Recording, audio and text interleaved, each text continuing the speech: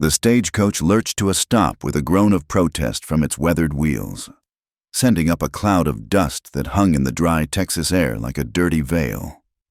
Margaret Sullivan pressed a gloved hand to her throat, fighting back the cough that threatened to escape. Through the grimy window, she caught her first glimpse of Willow Creek, a collection of sun-bleached buildings huddled together against the vast, unforgiving landscape. "End of the line, miss," the driver called down, his voice rough as the gravel road they'd traveled. "This here's your stop." Margaret gathered her traveling dress with trembling fingers, the navy wool now coated with a fine layer of dust despite her best efforts to keep it clean during the 3-day journey from St. Louis. Her mother's cameo brooch caught the harsh afternoon sun as she adjusted it at her throat, a small piece of refinement in this crude new world. The driver helped her down, his calloused hand engulfing hers for a brief moment before he turned to unload her trunk. It landed with a thud in the dirt, looking as out of place as she felt. Everything she owned in the world was contained in that battered leather case. Her few dresses, her books, the daguerreotype of her late parents, and the bundle of letters that had brought her to this desolate place. "You sure someone's meeting you, miss?" The driver squinted at her with concern. "Ain't safe for a lady to be standing alone out here." "Mr. Theodore Blackwood will be here shortly." Margaret replied with more confidence than she felt. "He's expecting me." The driver shrugged, climbed back onto his perch, and with a crack of his whip, the stagecoach rumbled away, leaving her standing in the middle of the dusty main street. She watched it disappear, fighting the urge to run after it, to beg for passage back to civilization, but there was nothing left for her in St. Louis. The factory where she'd worked had closed, her boarding house room had been rented to another, and the meager savings she'd accumulated had been spent on this journey. Theodore Blackwood's advertisement in the matrimonial news had seemed like Providence itself, a respectable rancher seeking a capable wife, offering a good home and security in exchange for companionship and household management. His letters had been proper, businesslike, describing his ranch and his need for a helpmate. She'd been honest about her circumstances, her education, her willingness to work hard. When he'd sent the money for her passage, she'd felt the first real hope she'd experienced since her parents' death 2 years prior. Now, standing in the blazing sun, she wondered if she'd been a fool. The town seemed to watch her with curious eyes. She could see faces peering from windows, men lounging against the saloon's wooden posts, women pausing in their errands to stare. A lady in a pink dress with too much lace whispered behind her fan to her companion. 2 cowboys on the wooden sidewalk nudged each other and grinned.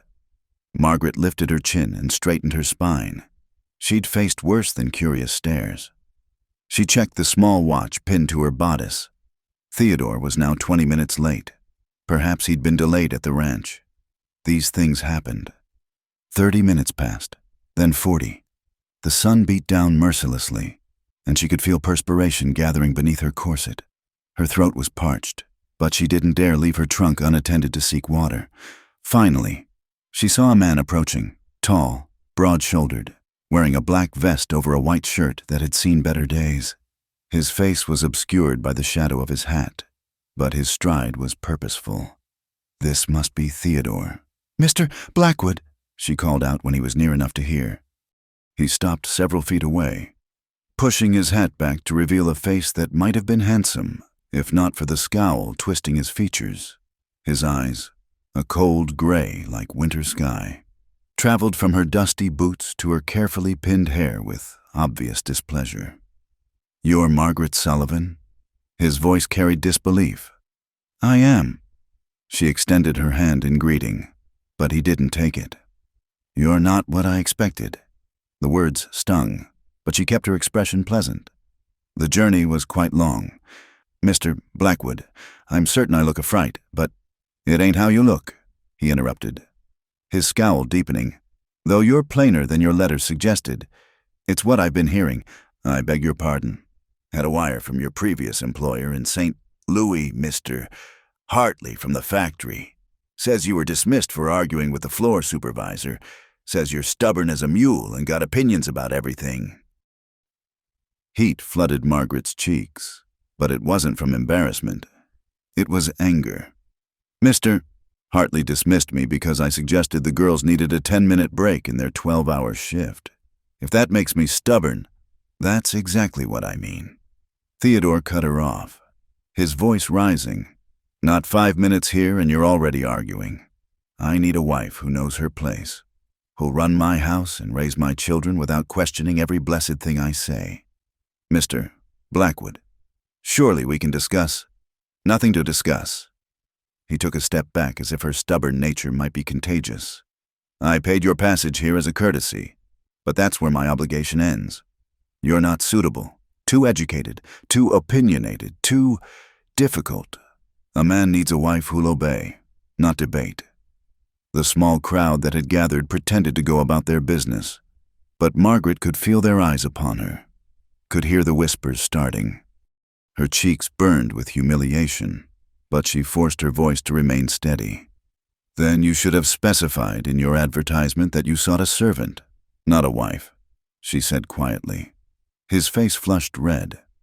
"Any decent woman knows what's expected. The fact that you don't just proves my point. You're too stubborn for your own good, Miss Sullivan. No man in his right mind would take you on." With that pronouncement, delivered loud enough for half the town to hear, Theodore Blackwood turned on his heel and strode away, leaving her standing alone with her trunk in the middle of the street. The whispers grew louder. She caught fragments. "Poor thing. Serves her right. Mail-order brides. Never works out. Too proud for her own good." Margaret's hands trembled as she reached for her trunk, but she kept her head high. She would not cry. Not here. Not in front of these strangers who seemed to take perverse pleasure in her humiliation. "Where's the nearest boarding house?" she asked a woman passing by. The woman looked her up and down with a mixture of pity and disapproval. "Mrs. Patterson runs a respectable establishment 2 blocks down, but she don't take in single ladies without references or a man to vouch for them." "I see. Perhaps a hotel, then?"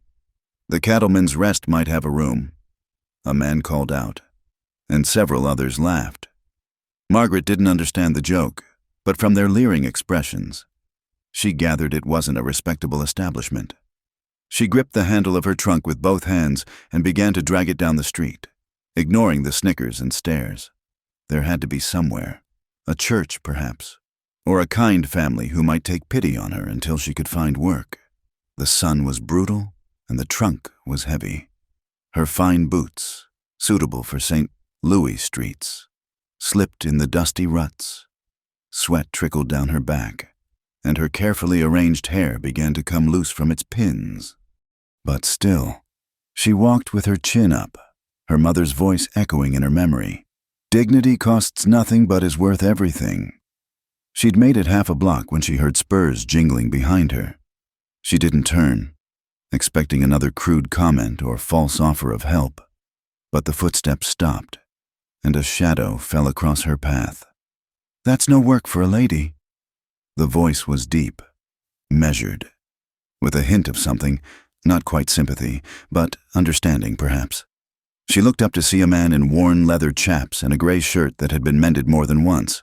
He was tall, lean in the way of men who worked hard for their living, with sun-weathered skin and eyes the color of prairie grass. Unlike the others who'd stared at her, his expression held no mockery. "I'm managing," she said, tightening her grip on the trunk. "I can see that." He didn't move to help without permission. She noticed, just stood there, patient as a mountain. But managing and needing to manage are two different things. Before she could respond, he'd bent down and lifted her trunk as if it weighed nothing at all. "Where were you headed?" I'm not certain.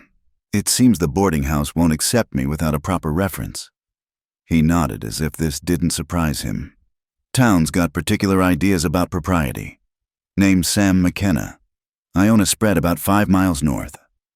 "Margaret Sullivan," she replied automatically, then added with a bitter smile, "Though I suppose you heard that already, along with the rest of my shortcomings.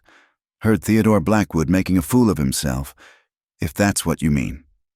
He shifted the trunk to his shoulder. "Man orders a wife from a catalog, then gets surprised when she's got a mind of her own, like ordering a horse sight unseen, then complaining it ain't broke to saddle. Despite everything, Margaret found herself almost smiling.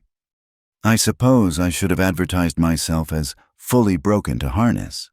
Would have been false advertising. He studied her for a moment, those green eyes seeing more than she'd like. You got anywhere to go, Miss Sullivan? Any kin in Texas? No. The word came out smaller than she intended. He was quiet for a long moment, and she could see him wrestling with something. The crowd had dispersed somewhat, but she could still feel the weight of their judgment, could still hear Theodore's words echoing, "No man in his right mind would take you on." Finally, Sam McKenna spoke, his voice carrying clear across the street. "If anyone asks, you're spoken for. You're my intended. Come to visit the ranch before we marry. That should quiet the gossips and get you a room at Mrs. Patterson's." Margaret stared at him in shock. "Mr. McKenna, I couldn't possibly—" "It's a practical solution to a practical problem," he interrupted. "I need help at the ranch. My housekeeper up and married last month, and the hands can't cook worth a damn. You need work and a place to stay. We'll call it a trial arrangement. Month's wages in advance. Room and board included. If it don't suit either of us after that, I'll pay your passage to wherever you want to go." "Why?" The word escaped before she could stop it. "You don't know me. You don't owe me anything." He was quiet long enough that she wondered if he'd answer at all. When he finally spoke, his voice was thoughtful. "Maybe because I've been where you are, standing in the street with nothing but pride to keep me upright. Maybe because Theodore Blackwood's an ass who wouldn't know a good woman if she bit him. Or maybe—" He paused, a slight smile softening his weathered features. "Maybe because any woman who can face down that kind of humiliation without shedding a tear is exactly the kind of help I need at my ranch." Margaret looked at this stranger who offered salvation without conditions, who spoke of her pride as a strength rather than a flaw. She thought of her alternatives: the dusty street, the leering men, the closed doors of respectable establishments. "It's not charity," he added, as if sensing her hesitation. "I'll work you hard. Ranch life ain't easy, and I won't coddle you because you're from the city, but you'll be treated fair and paid honest wages. And if people talk, people always talk. Question is whether you'll let their words define you or make your own way." Margaret Sullivan, who'd traveled 1,000 miles to marry a stranger only to be rejected for the very qualities that had helped her survive, made her decision. She looked Sam McKenna in the eye and nodded. "Then if anyone asks," she said clearly, loud enough for the lingering onlookers to hear, "I'm Margaret Sullivan. Mr. McKenna's intended. Come to see his ranch before we make things official." Something flickered in his eyes. Approval, perhaps, or relief. He touched the brim of his hat in a gesture of respect. "Let's get you to Mrs. Patterson's, then. Tomorrow's soon enough to see the ranch."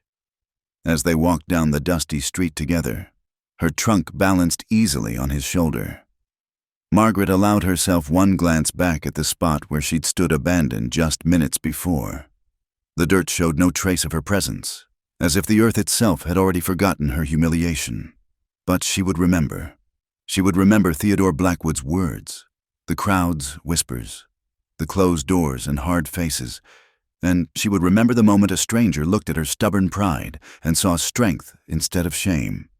The sun was still brutal, the dust still thick, and tomorrow would bring challenges she couldn't yet imagine. But for now, she walked beside Sam McKenna with her head high and her dignity intact, a mail-order bride rejected but not defeated, carrying herself like what she had always been, a woman too stubborn to break.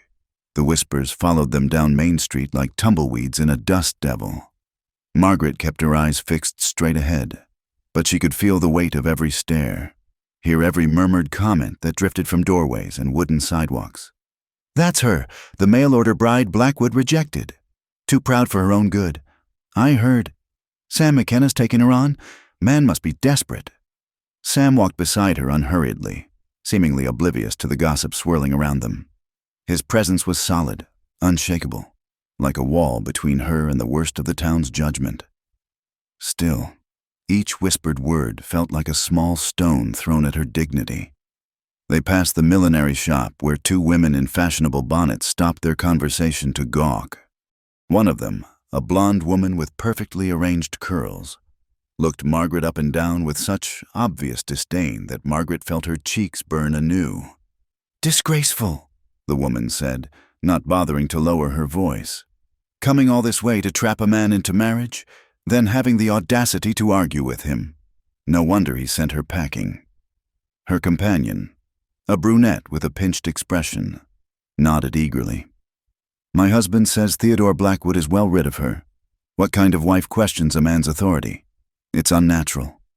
Margaret's hands clenched into fists, her mother's cameo brooch pressing into her palm where she gripped it, the urge to turn around, to defend herself, to explain that wanting basic human dignity didn't make her unnatural, was almost overwhelming. "Steady," Sam murmured, low enough that only she could hear. "Don't give them the satisfaction." She forced her hands to relax, forced her breathing to remain even. He was right, of course.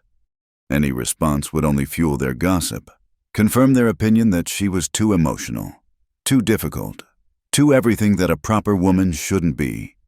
They turned the corner onto 2nd Street, where Mrs. Patterson's boarding house stood like a fortress of respectability. It was a 2-story building painted white, with green shutters and a wraparound porch where several elderly women sat fanning themselves and observing the street with hawk-like attention. "That's Mrs. Patterson in the black dress," Sam said quietly. "Fair warning, she's got opinions about everything and everyone." Indeed. The woman in question was already rising from her rocking chair, her sharp eyes taking in every detail of their approach. She was a formidable figure despite her small stature, dressed in mourning black that made her silver hair shine like polished metal. Her face bore the kind of lines that came from decades of disapproval. "Mr. McKenna," she called out before they'd even reached the porch steps. "What's this I hear about you claiming that person as your intended?" Margaret felt the word person land like a slap. Not woman, not lady, person, as if her very humanity was in question. Sam touched the brim of his hat politely. "Afternoon, Mrs. Patterson. I'd like to arrange a room for Miss Sullivan here. She's come to visit before we formalize our engagement." The other women on the porch tittered behind their fans. "Mrs. Patterson's eyes narrowed to slits. "I run a respectable establishment. Mr. McKenna, I don't take in women of questionable character." "Nothing questionable about Miss Sullivan's character," Sam replied evenly. "That's not what Theodore Blackwood says. He was just here not 20 minutes ago, warning me about her. Said she's stubborn as a mule, argumentative, and wholly unsuitable for marriage. Said she got herself dismissed from her employment for causing trouble." Margaret stepped forward before Sam could respond, her chin lifting despite the humiliation burning in her chest. "Mrs. Patterson, I suggested that women working 12-hour shifts in a factory might benefit from a brief rest period. If that makes me troublesome—" "There, Mrs." Patterson pointed a gnarled finger at her triumphantly. "You see? Already arguing, already making excuses. This is exactly what Mr. Blackwood warned me about." The other women murmured their agreement. One of them, a younger woman with mousy brown hair, spoke up timidly. A proper woman knows when to hold her tongue. "My dear Henry always says—" "Your dear Henry says a lot of things after his 3rd whiskey," Sam interrupted dryly, causing the woman to flush red and fall silent. He turned back to Mrs. Patterson. "The lady needs a room. I'll vouch for her character and pay a week in advance. Your money's good, Mr. McKenna, but my reputation is worth more. I won't have her stirring up trouble among my other boarders with her modern ideas and willful ways." Margaret felt something inside her snap. The exhaustion of the journey, the humiliation of Theodore's rejection, the weight of all these strangers' judgment. It was too much.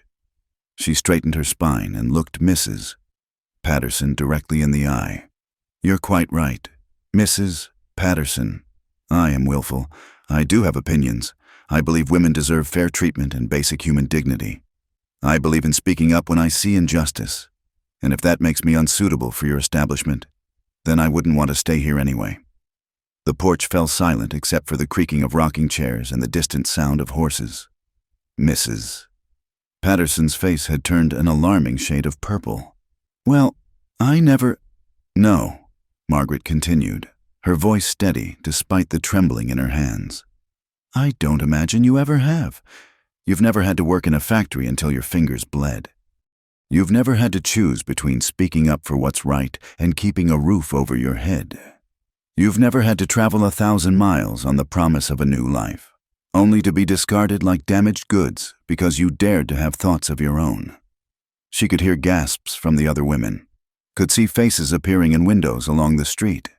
She was making a spectacle of herself, confirming every harsh word Theodore had said about her, but she couldn't stop. "You sit here in your comfortable house, in your respectable morning dress, passing judgment on women who've had to fight for every scrap of dignity they possess. And you call me troublesome? At least my trouble comes from wanting to help others, not from taking pleasure in their misfortune." The silence that followed was deafening.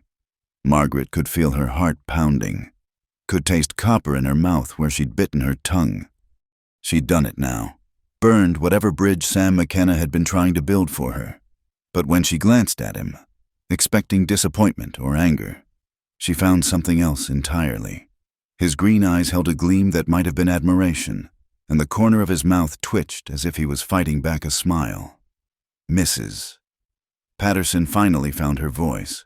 "Get off my property this instant, and you, Sam McKenna, should be ashamed of yourself, associating with such a virago." "Proud to associate with her," Sam said calmly, picking up Margaret's trunk again. "Come on, Miss Sullivan. We'll find other arrangements." They walked away from the boarding house with as much dignity as possible, though Margaret could hear the explosion of shocked conversation behind them. Her legs felt shaky, and she wasn't sure if it was from exhaustion or the aftermath of her outburst. "I'm sorry," she said once they were out of earshot. "You were trying to help, and I ruined it." Sam actually chuckled. "Ruined it? Hell, that was the most entertainment this town's had in months. Did you see Mrs. Patterson's face? Like she'd swallowed a live fish." "It's not funny. I've just confirmed everything Theodore said about me. The whole town will be talking about this." They were already talking. Only difference is now they've got something interesting to say. They walked in silence for a moment before Margaret asked, "Where will I stay now? You said Mrs. Patterson's was the only respectable." "You'll stay at the ranch," Sam said decisively. "Got a separate cabin where my housekeeper used to live. It's proper enough. You'll have your privacy. And my foreman's wife is there during the day. We'll let the gossips make what they will of it." Margaret stopped walking. "Mr. McKenna, I can't. Your reputation—" "My reputation can handle it. Been through worse than small-town gossip." He paused, studying her face. "Unless you're having second thoughts about the arrangement." She thought about her alternatives. The dusty street, the leering men at the Cattleman's Rest, the closed doors of every respectable establishment. Then she thought about the way Sam had stood up for her, the way he'd called her display of temper entertainment instead of disgraceful. "No second thoughts," she said firmly, "though you may have them once you realize just how stubborn I can be." "I'm counting on it," he said, surprising her. "Ranch work takes stubbornness. Cattle don't respect anything else." They retrieved his wagon from the livery stable, where the stable boy gaped at Margaret with undisguised curiosity. News had traveled fast. Sam loaded her trunk in the back while she climbed up to the bench seat, grateful for the shade of the wagon's canopy. As they drove through town, Margaret caught glimpses of the aftermath of her confrontation with Mrs. Patterson. People clustered in small groups, talking animatedly. Some pointed at their wagon. A few men touched their hats respectfully to Sam, but ignored her entirely. Near the general store, Theodore Blackwood himself stood with a group of men, no doubt sharing his version of events. When he saw them, his face darkened with anger. "McKenna," he called out. "You're making a fool of yourself, taking on my leavings." Sam pulled the horses to a stop. "Only fool I see is a man who can't tell the difference between spirit and stubbornness. She's trouble. I tell you, mark my words. Within a week you'll be begging me to take her off your hands.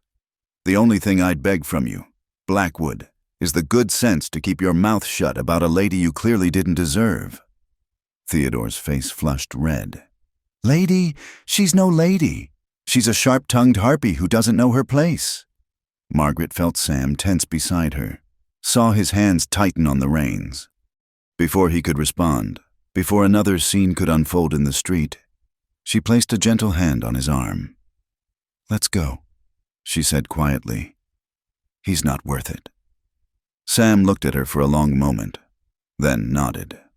He clicked to the horses, and they moved on, leaving Theodore sputtering in the street behind them. As they reached the edge of town, where the buildings gave way to open prairie, Margaret finally allowed herself to relax slightly. The afternoon sun was beginning to slant westward, painting the grassland gold and amber.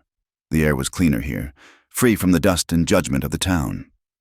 "Thank you," she said after a while, "for defending me back there." "Wasn't defending you," Sam replied, "just stating facts. Besides, seemed like you were doing a fine job defending yourself. That speech you gave Mrs. Patterson reminded me of a preacher delivering hellfire and brimstone, only with better vocabulary." Despite everything, Margaret found herself almost laughing. "My mother would be mortified. She always said a lady should never raise her voice in public." "What else did your mother say?" The question was asked gently, and Margaret found herself answering, "That dignity costs nothing but is worth everything. That education is never wasted, even on a woman. That kindness and strength aren't opposites, but companions." Sounds like a wise woman. She was. Margaret touched the cameo at her throat. "She died 2 years ago, along with my father. Influenza took them both within a week of each other. I'm sorry for your loss."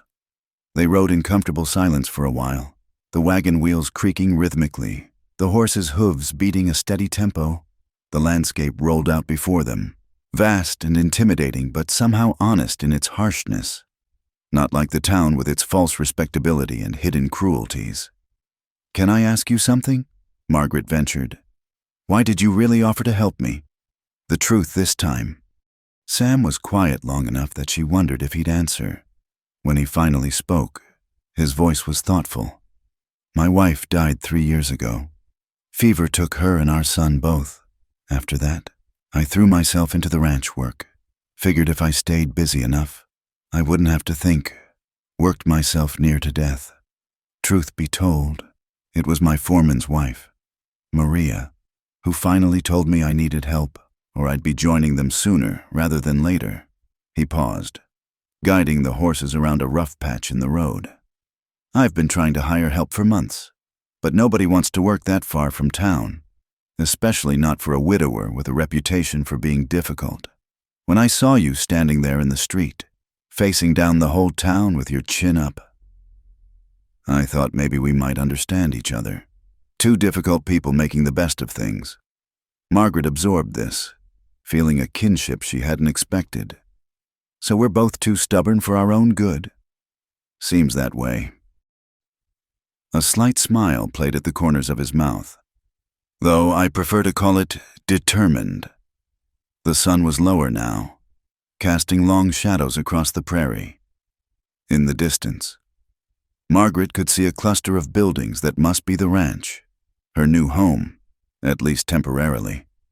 The knot of anxiety in her stomach tightened. "What if they're right?" she asked suddenly. "What if I am too difficult? What if I cause you nothing but trouble?" Sam glanced at her, his green eyes serious. "Then you'll be too difficult and cause trouble. World won't end.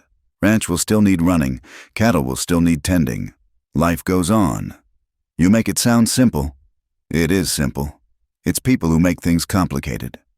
He gestured toward the ranch buildings growing closer. "Out here, what matters is whether you can work, whether you keep your word, whether you treat folks fair. Everything else is just noise." As they approached the ranch, Margaret could see it was larger than she'd expected. There was a main house built of timber and stone, several barns and outbuildings, corrals filled with horses, and in the distance, the dark shapes of cattle dotting the range. It spoke of hard work and careful management, of someone who'd built something lasting despite personal tragedy. "It's impressive," she said honestly. "It's home." Sam replied simply, "Or it will be, for as long as you choose to stay." The word choose struck her. When was the last time she'd had a real choice? She'd been driven by necessity for so long, taking whatever work she could find, accepting Theodore's offer because she had no alternatives, standing in that dusty street with nowhere to go. But Sam McKenna was offering her a choice.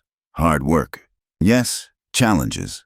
Certainly, but also respect, fair treatment, and the freedom to be exactly who she was. Stubborn, opinionated, and all.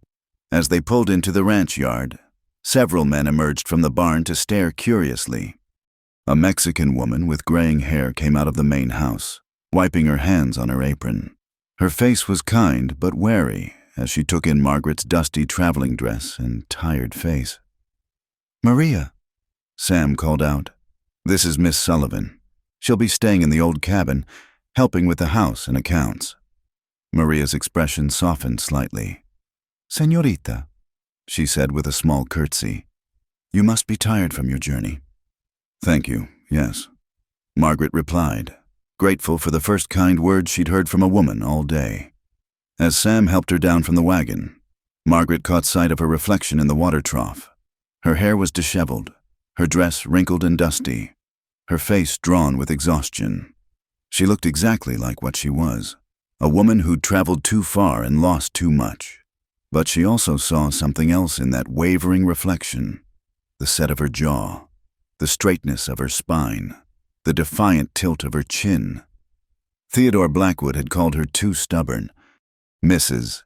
Patterson had called her troublesome. The town had labeled her unsuitable. Standing in the yard of Sam McKenna's ranch, surrounded by strangers who would no doubt form their own opinions soon enough, Margaret Sullivan decided she could live with those labels.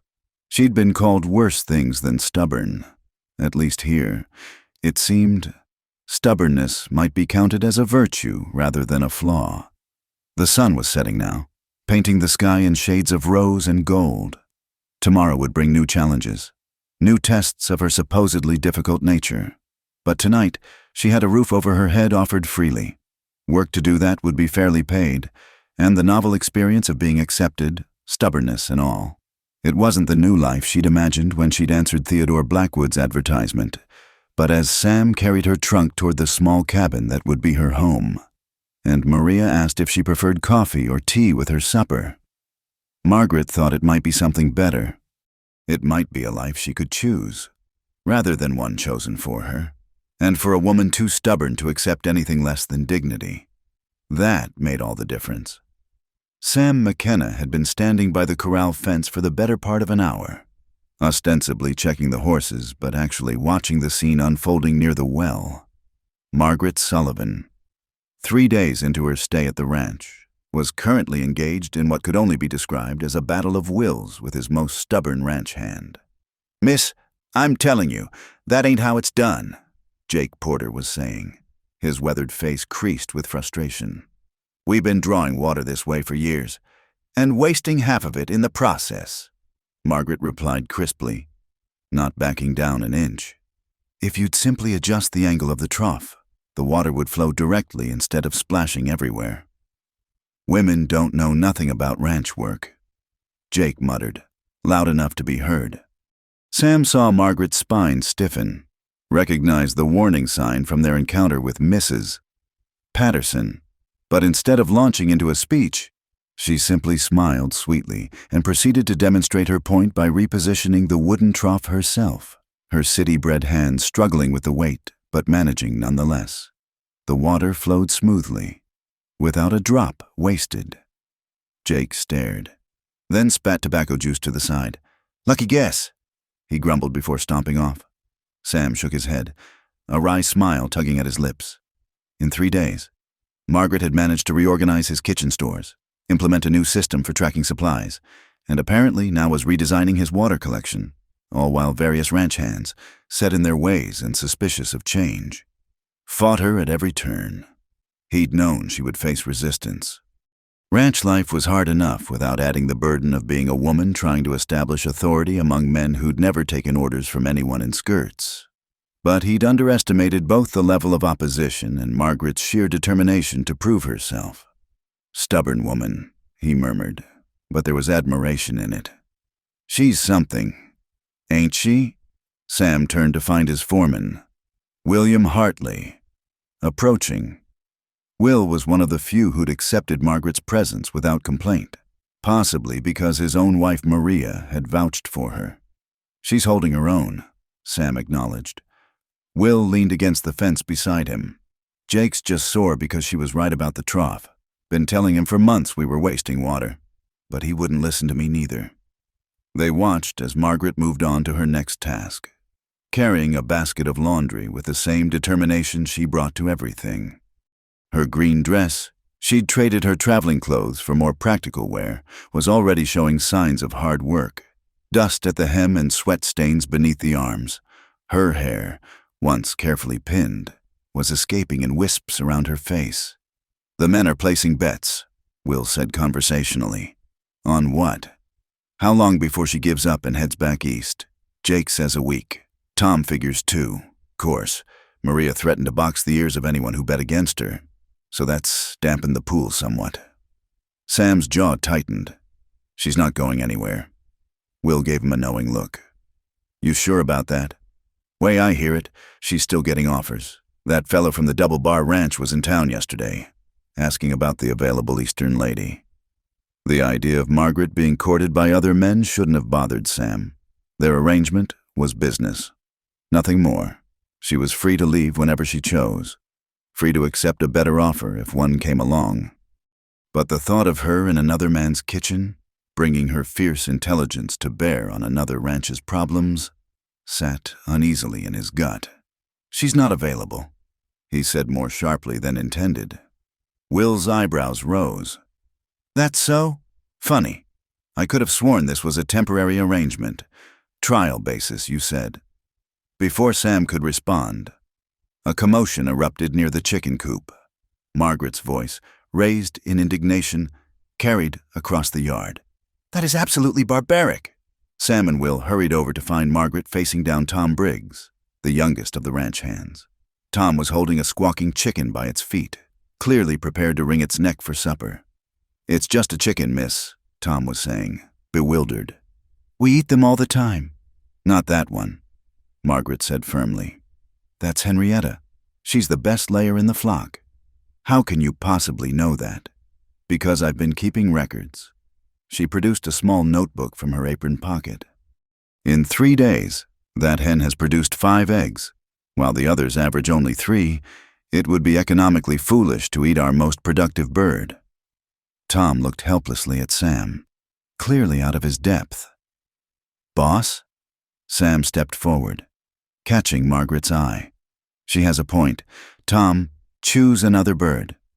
Tom released Henrietta, who fluffed her feathers indignantly and strutted away. Margaret looked triumphant until Tom reached for another chicken. "Not that one either," she said quickly. "That's Prudence. She's broody. Might give us chicks soon." "Miss Sullivan," Sam said carefully, "we do need to eat." "Of course we do." She consulted her notebook again. "Take the brown one by the fence. She hasn't laid in 4 days and shows signs of being past her prime." Tom looked between Margaret and Sam, waiting for direction. Sam nodded, trying not to smile at the absurdity of the situation. His mail-order bride reject was now managing his chickens with the same efficiency she'd applied to his water troughs. As Tom departed with the approved chicken, Margaret turned to Sam. "I suppose you think I'm being ridiculous. I think you're being thorough," he replied honestly. "Though I'm curious when you found time to study the chickens that closely." "Early mornings," she said, tucking the notebook away. "I've always been an early riser, and it seems I wake before everyone else." It gave me time to observe and take notes. Of course she did. Sam wondered what else she'd been observing and cataloging in that neat handwriting of hers. "Walk with me," he said impulsively. "I want to show you something." She fell into step beside him as they headed toward the eastern pasture. The late afternoon sun cast long shadows, and a cool breeze carried the scent of sage and grass. "The men are struggling with the changes," he said after a moment. "I've noticed." Her voice was dry. "Jake in particular seems to take personal offense at my existence. He's set in his ways. They all are. This ranch has run the same way for years. And you," she glanced at him sideways, "are you set in your ways too?" He considered the question. "I thought I was. Then my wife died, and I learned that ways can be changed whether you want them to or not. After that, seemed foolish to hold too tight to any particular method of doing things." They'd reached the rise that overlooked the eastern valley. The land rolled out before them, golden in the afternoon light, dotted with cattle and crossed by a winding creek. It was his favorite view on the ranch, the one that reminded him why he'd worked so hard to build something here. Margaret stood quietly beside him, taking it in. Unlike many women he'd known, she didn't feel the need to fill silence with chatter. It was restful, standing there with her, watching the shadows lengthen across the land. "It's beautiful," she said finally. "Wild, but beautiful." "This is what you'd be working for," he said. "Not for me, not for the men's approval, but for this. The land doesn't care if you're male or female, Eastern or Western, stubborn or sweet. It only cares if you show up and do the work." She turned to face him fully. "And do you think I can? Do the work, I mean. Or are you placing bets with the others on when I'll give up?" The directness of the question, and the hint of vulnerability beneath it, caught him off guard. In the golden light, he could see the fatigue around her eyes, the slight droop of her shoulders that she was trying to hide. 3 days of hard work and harder attitudes had taken their toll. "I think," he said slowly, "that you've already done more work in 3 days than my last housekeeper did in a month. I think you've got more steel in your spine than half the men in my employ. And I think anyone betting against you is a fool." Something shifted in her expression, a softening around her eyes. "Thank you." "Don't thank me yet. Tomorrow we're branding cattle. It's hot, dirty work, and the men will be testier than usual. Jake's already complaining about having a woman around during men's work. Then Jake will have to adjust his expectations," she said with a return of her usual spirit. "I assume you'll need meals prepared for the extra hands, and medical supplies ready for injuries. You don't have to be there for the actual branding, Mr. McKenna." She fixed him with a look that he was beginning to recognize. "If I'm to help run this ranch, I need to understand all aspects of its operation. Besides, how else will I catalog which cattle are the most productive?" He laughed, surprising himself with the fullness of it. "You're going to catalog my cattle? Someone should. How else will you know which bloodlines produce the best beef, which cows are the best mothers? Honestly, the lack of record-keeping around here is appalling." "My apologies. Miss Sullivan, I'll be sure to provide you with adequate notebooks for your cataloging endeavors." She smiled then, a real smile that transformed her face from merely pleasant to something approaching pretty. "Now you're mocking me." "Never," he said, though he was still grinning. "I'm looking forward to seeing Jake's face when you start naming the cattle." "I would never," she protested, then added thoughtfully, "though that spotted heifer near the creek does look like a Bessie." They walked back toward the ranch buildings as the sun touched the horizon. The evening routine was beginning, horses being brought in, lamps being lit, the smell of cooking drifting from the main house where Maria was preparing supper. As they neared the house, they saw a rider approaching on the main road. Sam recognized the horse before he could make out the rider, a showy Palomino that belonged to Chester Morrison from the Double Bar Ranch. "Expecting company?" Margaret asked. "No." Sam's mood darkened as Chester came into view, dressed in his Sunday best despite it being a Thursday. "But I can guess why he's here." Chester Morrison was everything Sam wasn't. Smooth-talking, well-dressed, inherited wealth rather than earned. He ran his ranch like a hobby, letting his foreman do the real work while he played at being a gentleman rancher. He was also, if the gossip was true, in the market for a wife. "McKenna," Chester called out as he dismounted with unnecessary flourish. His eyes went immediately to Margaret, and his smile widened. "And this must be the famous Miss Sullivan. Ma'am, your beauty exceeds even the generous descriptions I've heard." Margaret's expression cooled noticeably. "Mr. Morrison, Chester Morrison of the Double Bar Ranch." He swept off his hat and actually bowed, as if they were in a Boston parlor instead of a dusty ranch yard. "I've ridden over specifically to make your acquaintance." "How purposeful of you," Margaret said, her tone neutral. Chester missed the subtle mockery entirely. "I heard about your unfortunate situation with that fool Blackwood. The man clearly has no appreciation for a woman of quality. I, however, am a man of more refined sensibilities." Sam stepped slightly closer to Margaret, a movement that Chester noticed with narrowed eyes. "Miss Sullivan has employment here," Sam said evenly. "Employment?" Chester's eyebrows rose. "Surely a lady of Miss Sullivan's caliber deserves better than servants' wages. I've come to offer an alternative arrangement." "What kind of arrangement?" Margaret asked, though Sam could tell from her tone that she already knew. "Marriage, of course." Chester said it as if offering her a great favor. "I'm in need of a wife to grace my home. Someone with Eastern refinements who can bring culture to this wilderness. You'd have servants of your own, the finest dresses, a position of respect in the community. And in exchange," Margaret's voice was dangerously calm. "Why?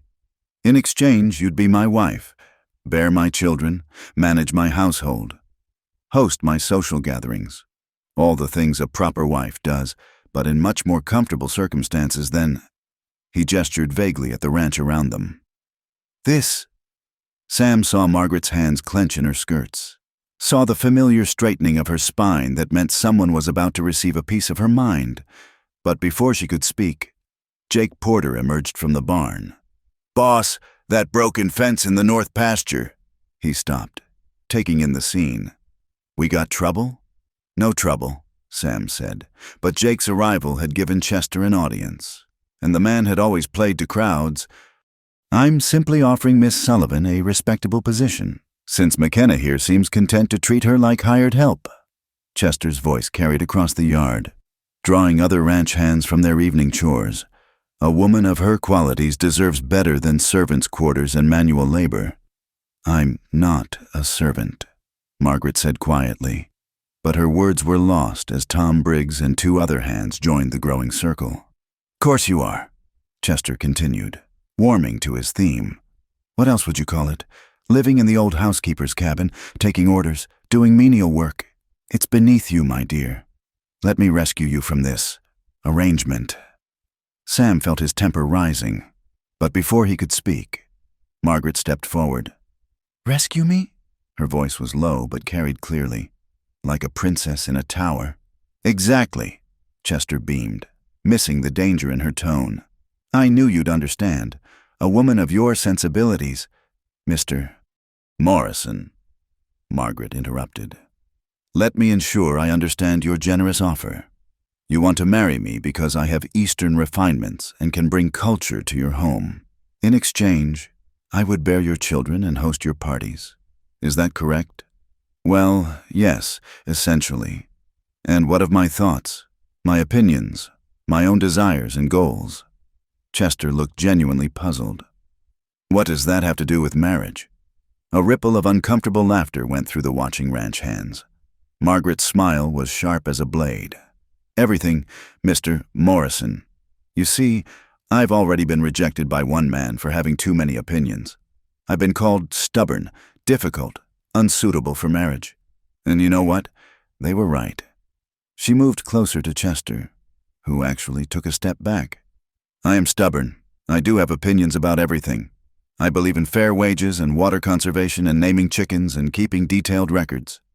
I believe women deserve rest breaks in factories and choices in marriage. I am absolutely, completely unsuitable to be the kind of wife you're looking for. Now see here, Chester began, his face flushing. But more importantly, Margaret continued, her voice rising. I'm not a prize to be won or a problem to be solved. I'm not waiting for rescue.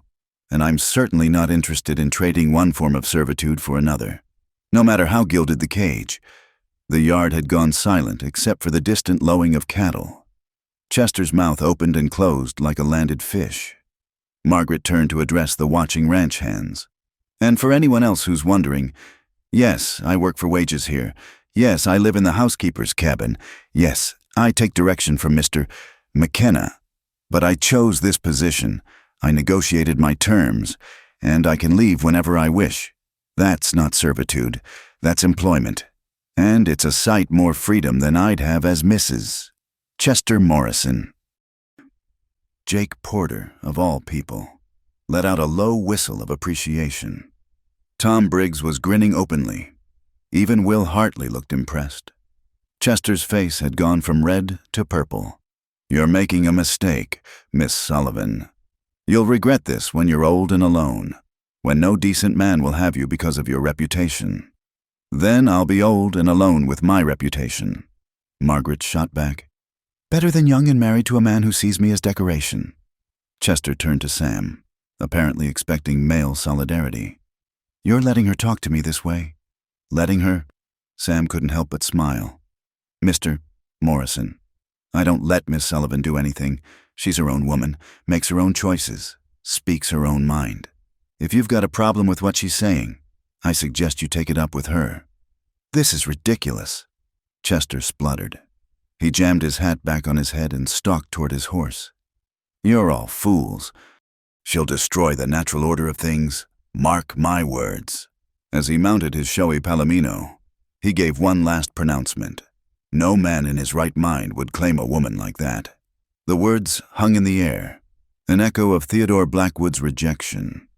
Sam saw Margaret's slight flinch, saw the hurt that flashed across her face before she schooled her expression back to defiance. Sam stepped forward, his voice carrying clear and strong across the yard. Then I guess I'm not in my right mind. Morrison, because I'd claim her in a heartbeat. The words seemed to surprise him as much as anyone. Margaret turned to stare at him, her eyes wide. Chester's face went slack with shock. You heard me, Sam continued, moving to stand beside Margaret. Any man who can't see the value in a woman with brains, courage, and conviction is the fool. Now get off my land before I help you along. Chester Morrison fled in a cloud of dust, his dignity as battered as his suit would be after the wild ride. The ranch hands dispersed slowly, murmuring among themselves. Jake Porter paused before heading to the bunkhouse. That was something. Miss, he said gruffly. Never seen anyone put Chester Morrison in his place like that. Maybe you ain't so bad after all. Coming from Jake, it was practically a declaration of friendship. Margaret nodded, seemingly speechless for once. As the yard emptied, Sam and Margaret were left standing together in the gathering dusk. The first stars were appearing, and somewhere a coyote howled in the distance. You didn't have to do that, she said quietly. Defend me to him. I mean, wasn't defending you. Like I told Morrison, you can defend yourself just fine. He paused, then added, I was defending my own good sense. Man would have to be stupid not to see what you're worth. She looked at him for a long moment, something unreadable in her expression. Thank you, she said simply. Thank you for what you said. About choosing to be here, some of the men needed to hear that. Did you? The question caught him off guard. Did I what? Need to hear it, that I chose to be here. He considered lying, making light of it, but she deserved honesty. Yeah, I did. She smiled then, that transformative smile that made him forget she was supposedly plain. Good, because I meant it. Despite Jake's attitude and Chester Morrison's insulting proposals and chickens that need naming, I choose to be here. Even though no man in his right mind would claim you? He meant it as a joke, but it came out more serious than intended. Especially then, she said, her chin lifting in that familiar gesture of defiance. "I've never been fond of men in their right minds anyway. They tend to be terribly boring." He laughed, and after a moment she joined him.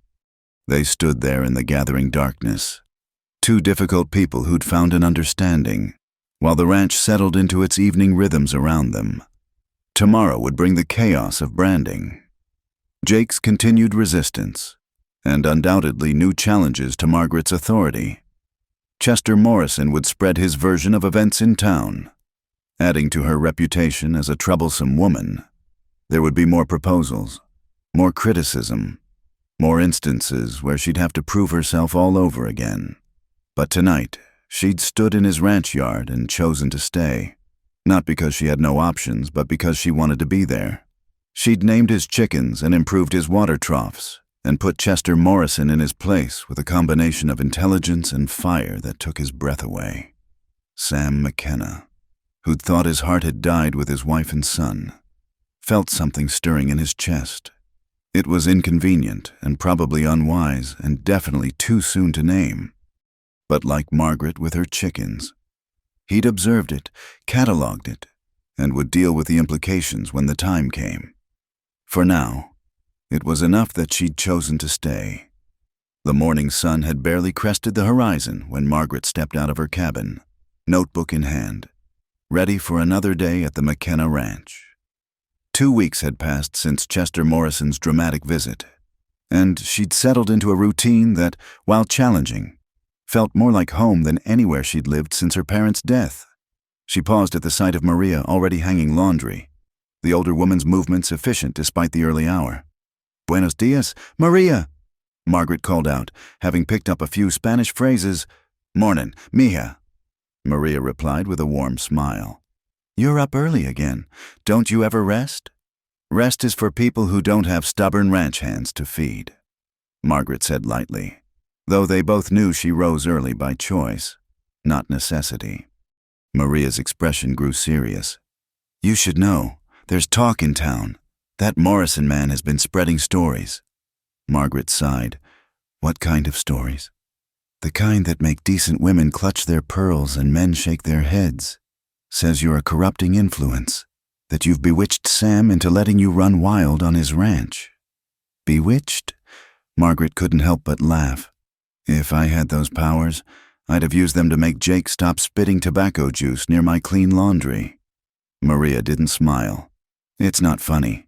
Mija, there's talk of decent folks avoiding the ranch, of suppliers not wanting to do business with a place that harbors, what did they call you, a modern Jezebel?" The word stung more than Margaret cared to admit. She'd known there would be consequences to rejecting Chester Morrison so publicly, but she hadn't expected such vicious retaliation. "Sam know about this?" she asked. "He knows. Came back from town yesterday looking like thunder. Wouldn't say what happened, but Tom heard from his cousin that Sam had words with Morrison at the feed store." Before Margaret could respond, the sound of approaching horses drew their attention. A group of riders was coming down the main road, moving fast, too fast for a social call. "Get inside," Maria said sharply. "Something's not right." But Margaret stood her ground, watching as the riders thundered into the yard. She recognized several faces from town, including Theodore Blackwood and Chester Morrison. With them was a woman in an expensive purple dress who could only be Agnes Whitmore, the town's self-appointed moral guardian. Sam emerged from the barn, Will and several ranch hands flanking him. His expression was carefully neutral, but Margaret could see the tension in his shoulders. "Gentlemen," Sam said evenly. "Mrs. Whitmore. To what do I owe the pleasure?" Agnes Whitmore didn't bother with pleasantries. "We've come about the situation. Mr. McKenna. The scandalous situation you've allowed to develop under your roof." "I wasn't aware I had a situation," Sam replied. "Don't play dumb." Theodore Blackwood interjected. "You've got an unmarried woman living on your property, working alongside men, behaving in ways that would make a saloon girl blush." Margaret felt heat rise in her cheeks, but forced herself to remain still. Any response would only fuel their accusations. "Miss Sullivan is my employee," Sam said. She lives in separate quarters and conducts herself with complete propriety. Propriety? Chester Morrison laughed bitterly.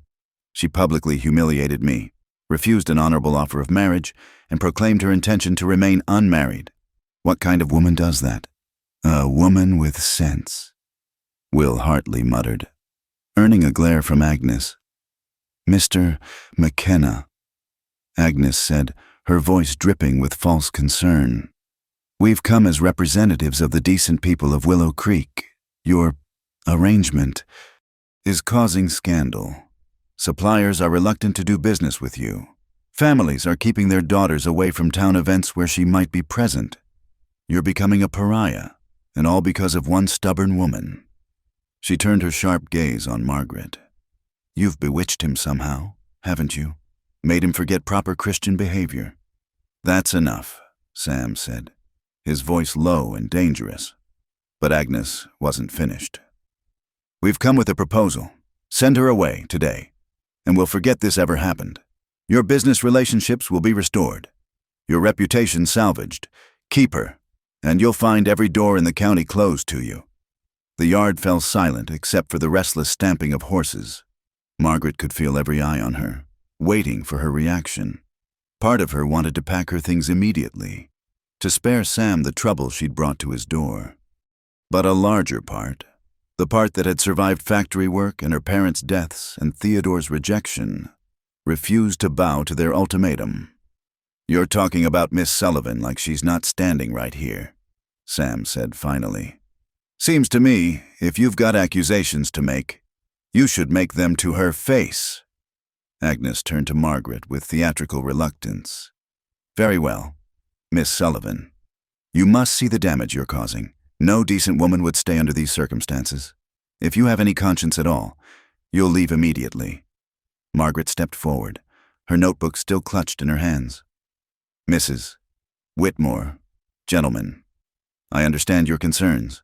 You believe I'm a threat to the moral fabric of your community. Finally, some sense, Theodore said smugly. However, Margaret continued, I'd like to understand exactly what immoral behavior I'm accused of. Working for fair wages, improving ranch efficiency, refusing proposals from men who see wives as property rather than partners. You see, Chester exploded, there she goes again with her radical ideas. Is it radical to believe marriage should be based on mutual respect? Margaret asked calmly. Is it scandalous to choose employment over an unwanted marriage? If so, then yes, I suppose I am a scandal. Agnes drew herself up to her full height. You're corrupting the natural order. Women have their place, and you're refusing to accept it. My place, Margaret said slowly, is wherever I choose to make it. And I choose to make it here, helping run this ranch and earning my keep through honest work. Then you choose to destroy Sam McKenna along with yourself, Agnes said triumphantly. Already the Farmers' Bank is reconsidering his loan for the winter feed. The general store is debating whether to extend credit, all because of you. Margaret felt the blood drain from her face. She'd known there might be personal consequences to her choices, but she hadn't considered how deeply they might affect Sam and the ranch. Is this true? She asked Sam quietly. He nodded grimly. Hiram at the bank mentioned some concerns yesterday. Nothing definite yet. Then you should do exactly what you think is right. Sam interrupted. Don't let them bully you into their choices. Theodore laughed harshly. Listen to him, defending her even as she ruins him.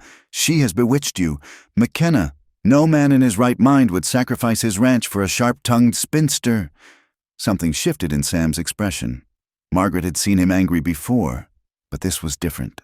A cold, controlled fury that made even the ranch hands step back. Get off my land, he said quietly. Now see here, Chester began. I said get off my land. Sam's hand moved to rest on his gun belt, a gesture that wasn't lost on anyone present. You've come here to threaten and intimidate a woman under my protection. You've insulted her character without cause, and you've tried to blackmail me into abandoning someone who's shown nothing but dedication to this ranch. So I'll say it one more time. Get off my land before I help you off. You're making a mistake, Agnes warned. We represent the entire town. Stand with her, and you stand alone." "Then I stand alone," Sam said simply. Will Hartley stepped forward. "Not alone, boss." Maria emerged from behind the laundry lines. "Not alone." One by one, the ranch hands moved to stand with Sam and Margaret. Even Jake Porter, who'd been nothing but difficult since her arrival, spat his tobacco juice at Chester Morrison's horse's feet and crossed his arms in solidarity. Agnes Whitmore's face went pale with rage. "You'll all regret this. Mark my words. You'll regret choosing her over respectability." "Respectability?" Sam laughed, but there was no humor in it. "You call this respectable? Riding out here mob-handed to threaten a woman, trying to ruin a man's business because he won't bow to your prejudices. If that's respectability, I'll take scandal any day." The delegation retreated in disordered fashion, Agnes's purple feathers bobbing indignantly as her carriage lurched away.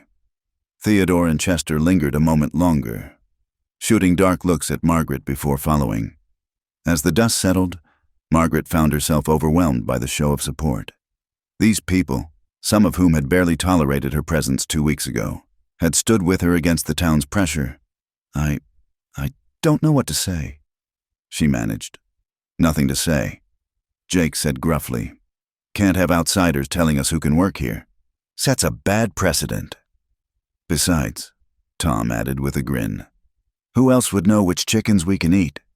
The tension broke, and several of the hands chuckled.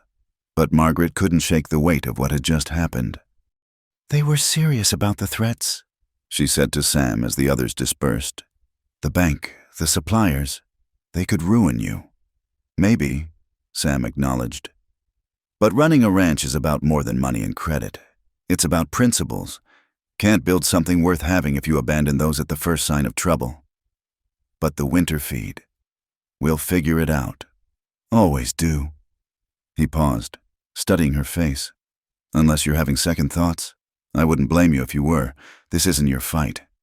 Margaret thought about it, really thought about it. She could leave now, find another town, start over where her reputation hadn't preceded her. It would be easier, safer, more practical. But she looked around at the ranch that had become home in just 2 weeks. At Maria, who'd taught her to make tortillas and called her Mija. At the ranch hands who'd gradually accepted her presence and even defended it.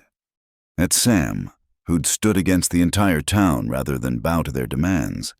"It is my fight," she said firmly. "I've worked too hard to run now because Agnes Whitmore clutches her pearls at the sight of a woman in working clothes." Sam smiled, not his usual wry half-smile, but something fuller and warmer. "Then we'd better get to work. Ranch doesn't run itself. Scandal or no scandal," as if to emphasize his point. One of the horses in the corral chose that moment to kick down a section of fence, sending boards flying. "I'll get the tools," Will called out, but Margaret was already moving. "Wait," she said, pulling out her notebook. "This is the 3rd time this week that section's been damaged. I think the problem is the gate placement. The horses cluster there because it's the shortest path to water, creating stress on those particular boards."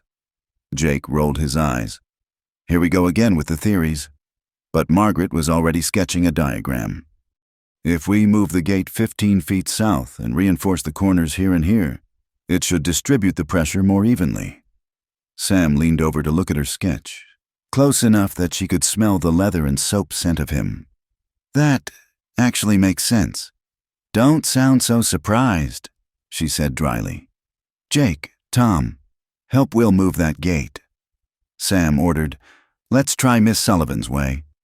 As the men set to work, grumbling good-naturedly about know-it-all Eastern women and their fancy ideas, Margaret felt a surge of satisfaction.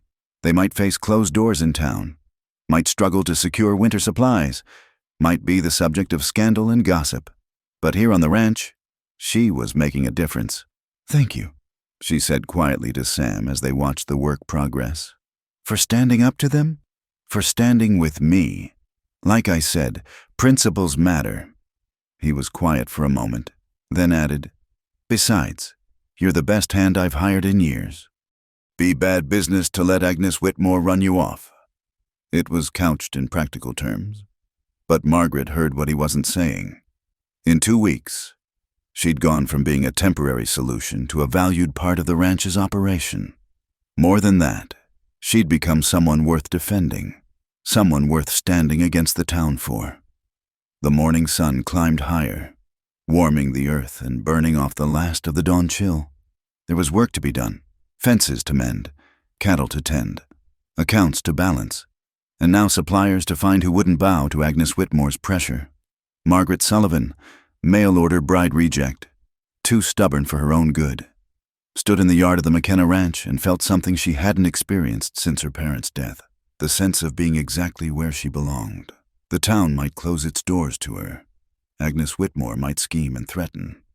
But here, with dirt under her nails and the sun on her face, surrounded by people who valued work over whispers, she was home, and she'd be damned if she'd let anyone, proprietous women in purple dresses or bitter rejected men, take that away from her. "Come on," Sam said, touching her elbow gently. "Maria's making breakfast, and we've got a long day ahead. Time to show Willow Creek what a ranch run by scandal can accomplish." Margaret smiled, tucking her notebook away. "Let them talk," she said, echoing his earlier words. "We've got work to do." As they headed toward the house, she heard Jake grudgingly admit that her gate idea was not completely stupid, which from him was high praise indeed. The ranch was already adapting to the morning's crisis, resilient as the land itself. Whatever came next, closed credit, hostile suppliers, social ostracism, they'd face it the way they faced everything else, together, with stubborn determination and the unshakable belief that principles mattered more than propriety. Margaret Sullivan had been rejected as too stubborn for marriage. But here on Sam McKenna's ranch, stubbornness wasn't a flaw to be corrected. It was a strength to be celebrated. The drought had started 3 weeks after Agnes Whitmore's delegation left the ranch. At first, it seemed like just another dry spell, common enough in Texas summers, but as days turned to weeks without rain, the creek that fed the ranch began to dwindle, and the grass turned brown and brittle under the relentless sun. Margaret stood at the kitchen window, watching Sam and Will return from checking the water levels. Their faces were grim, and she could guess the news before they spoke. "How bad?" she asked as they entered, pouring fresh water from the pitcher she'd carefully rationed. "Creek's down to a trickle," Will said, accepting the cup gratefully. "At this rate, we'll be dry within the week." Sam removed his hat, running a hand through his dust-caked hair. The north well's already failed, the south one's holding, but barely. Margaret's mind was already working through the implications. How many head can we sustain with just the south well? Maybe half, Sam admitted. If we're careful, then we need to sell the rest immediately, before the other ranchers realize how desperate we are. Will shook his head. Can't. Agnes Whitmore's made sure of that. Nobody in 3 counties will buy McKenna cattle. Say they won't do business with a ranch that harbors, well, you know what they say. The weight of responsibility pressed down on Margaret's shoulders. The drought was nature's cruelty, but the inability to sell cattle? That was her fault. Her presence had closed those doors. "I should leave," she said quietly. "If I go, maybe—" "Don't!" Sam's voice was sharp. "Don't even think it. This isn't your doing, isn't it? They won't buy from you because of me. They won't buy from me because they're small-minded fools," Sam corrected. "That's on them, not you." Before the argument could continue, the sound of running feet interrupted. Tom burst through the door, face flushed with exertion and fear. "Boss, rustlers hitting the east pasture. They're making off with the yearlings." Sam was moving before Tom finished speaking, strapping on his gun belt. "How many?" "6, maybe 7 riders. Jake and the boys are trying to hold them, but—" A distant gunshot cracked across the prairie, followed by another. "Stay here," Sam ordered Margaret, then was gone. Will and Tom at his heels. Margaret stood frozen for a moment, orders warring with instinct. Then another shot rang out, and decision crystallized. She grabbed the medical supplies she'd organized, along with the old Navy Colt Sam had taught her to shoot, and ran for the stable. Maria appeared as Margaret was saddling her horse. "What are you doing, Mija?" "They might need help. Medical help," Margaret added at Maria's skeptical look. "You ever been in a gunfight?" "No, but I've treated gunshot wounds at the factory. Industrial accidents." Margaret's hands were steady as she checked the cylinder. "I won't be useless." Maria studied her for a long moment, then nodded. "Take Dancer. He's gun broke. And Mija, don't get yourself killed. Sam would never forgive himself." Margaret mounted and rode hard toward the sound of gunfire, her heart pounding but her mind clear. The east pasture spread before her, dust clouds marking where riders wheeled and fought. She could see the rustlers trying to drive a group of cattle toward the canyon, while Sam's men fought to stop them. A figure lay motionless on the ground. Jake. Without thinking, Margaret spurred her horse forward, keeping low in the saddle as Sam had taught her. Bullets whined overhead, but she focused on reaching Jake. She dropped from the saddle beside him, relieved to see his chest rising and falling. Blood soaked his shirt from a wound in his shoulder. "Damn fool woman." Jake groaned as she pressed a bandage to the wound. "Gonna get yourself shot?" "Probably," Margaret agreed, working quickly. "But you'll bleed to death if I don't do this, so perhaps save the scolding for later." A rider bore down on them, one of the rustlers, face masked by a bandana. Margaret's hand found the Colt, and she fired without conscious thought. The shot went wide, but it was enough to make the rustler veer off. "You missed," Jake observed. "I was aiming for his horse." Margaret lied, trying to stop her hands from shaking. The battle was turning. Sam and Will had rallied the hands, driving the rustlers back. But the thieves had done damage. Several cattle were down, and at least one had made it to the canyon with a dozen head. As the remaining rustlers fled, Sam galloped to where Margaret knelt beside Jake. His face was thunderous.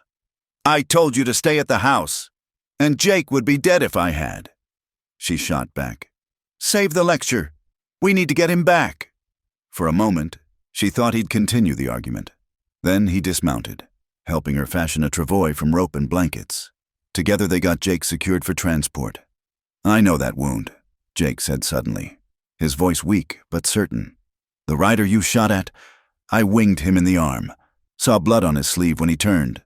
Plenty of men might have arm wounds," Will said. But Jake shook his head. "The way he sat his horse, the silver conchos on his saddle. Boss, I think it was Chester Morrison." Shocked silence greeted this announcement. "You're sure?" Sam asked. "Sure as I can be without seeing his face. But that Palomino of his would stand out too much. He was riding a bay, but the tack was his." Margaret felt cold despite the heat. "He's escalating. First social pressure, then economic, now outright theft." "Can't prove it," Will pointed out. "Even if Jake's right, no lawman in 3 counties would arrest Chester Morrison on the word of ranch hands from a scandal-ridden operation." They made a somber procession back to the ranch. Margaret rode beside the travois, monitoring Jake's condition, while her mind wrestled with the implications. The drought, the closed markets, and now rustlers, likely sent by their enemies. How much more could the ranch withstand? Back at the house, she worked on Jake's wound with the focused intensity that had served her in the factories. The bullet had passed through cleanly, missing major vessels. He'd recover, though he'd be laid up for weeks. "Never figured you for a nurse," Jake said as she finished the bandaging. "Never figured you for a patient," she replied. "Yet here we are." He caught her hand as she turned to go. "I was wrong about you, miss, been wrong since the day you arrived. You've got sand, and that matters more than anything else out here." Coming from Jake, who'd been her fiercest critic, the words meant everything. Margaret squeezed his hand briefly, then bustled out before emotion could overwhelm her. She found Sam on the porch, staring out at the dusty landscape. The stolen cattle were gone, the wounded were tended, but the larger problems remained. "How many did we lose?" she asked, sitting beside him. 15 head, maybe 20. Could have been worse." He glanced at her. "You disobeyed a direct order. Yes, so put yourself in danger." Yes, I saved Jake's life. Possibly. He sighed, some of the tension leaving his shoulders. I can't decide whether to thank you or turn you over my knee. I'd advise the former, Margaret said dryly. I still have that colt. Despite everything, he smiled. Margaret Sullivan, you are without a doubt the most troublesome woman I've ever met. Flatterer. They sat in companionable silence, watching the sun sink toward the horizon. The ranch looked peaceful in the golden light, belying the day's violence and the threats that pressed in from all sides. We can't go on like this, Margaret said finally. The drought, the rustlers, the closed markets. Something has to give. I know. Sam's voice was heavy. I've been thinking. There's water in the hill country, natural springs that don't dry up. If we could move the herd there. But it's a 2-day drive through open country. Perfect opportunity for rustlers to hit us again. And we'd need supplies for the journey, which means dealing with merchants who won't sell to us. Margaret's notebook appeared in her hands. She'd taken to carrying it everywhere. What if we didn't buy from local merchants? What do you mean? There's a new settlement, 40 miles south, Oakwood. They're hungry for business. Probably don't know or care about Willow Creek's social dramas. She showed him figures she'd been working on. If we sent a wagon with a small escort, we could get supplies there. That's a 4-day round trip, risky. Everything's risky now. She met his eyes steadily. But if we can get the herd to water, we can outlast our enemies. The drought will break eventually. And when it does, we'll still be standing. Sam studied her notes, his expression thoughtful. You've been planning this for a while. Since the first week of drought. I hoped we wouldn't need it, but... She gestured at the parched landscape. All right, we'll send Will and 2 men to Oakwood tomorrow. If they can get supplies, we'll move the herd to the hill country. He paused. On one condition. What's that? You stay here when we move the cattle. No arguments, he added as she opened her mouth. It's too dangerous. Today proved that. Today proved I can handle myself when needed. Today proved you're brave to the point of foolishness. But this is different. A cattle drive through hostile territory with rustlers waiting. I won't risk you like that. Margaret wanted to argue, but the look in his eyes stopped her. There was something there beyond professional concern, something that made her pulse quicken. I'll stay, she agreed reluctantly. But I'm planning every detail of that drive. Routes, supplies, contingencies, everything. I wouldn't expect anything less. That night, Margaret worked late by lamplight, mapping water sources and calculating supplies. Maria brought her coffee and sat quietly mending while Margaret planned. You love him, Maria said suddenly. Margaret's pen skittered across the page. What? Sam, you love him, and he loves you, though he's too stubborn to say it. Maria, we have a business arrangement. Mija, I've seen business arrangements. They don't involve facing down rustlers or standing against the whole town. Maria's eyes were kind but knowing.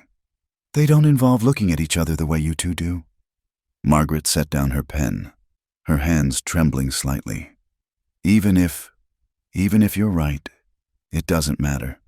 I've brought him nothing but trouble. His ranch is suffering because of me. His ranch is suffering because evil men want to control him. That's not your fault. Maria reached across to pat Margaret's hand.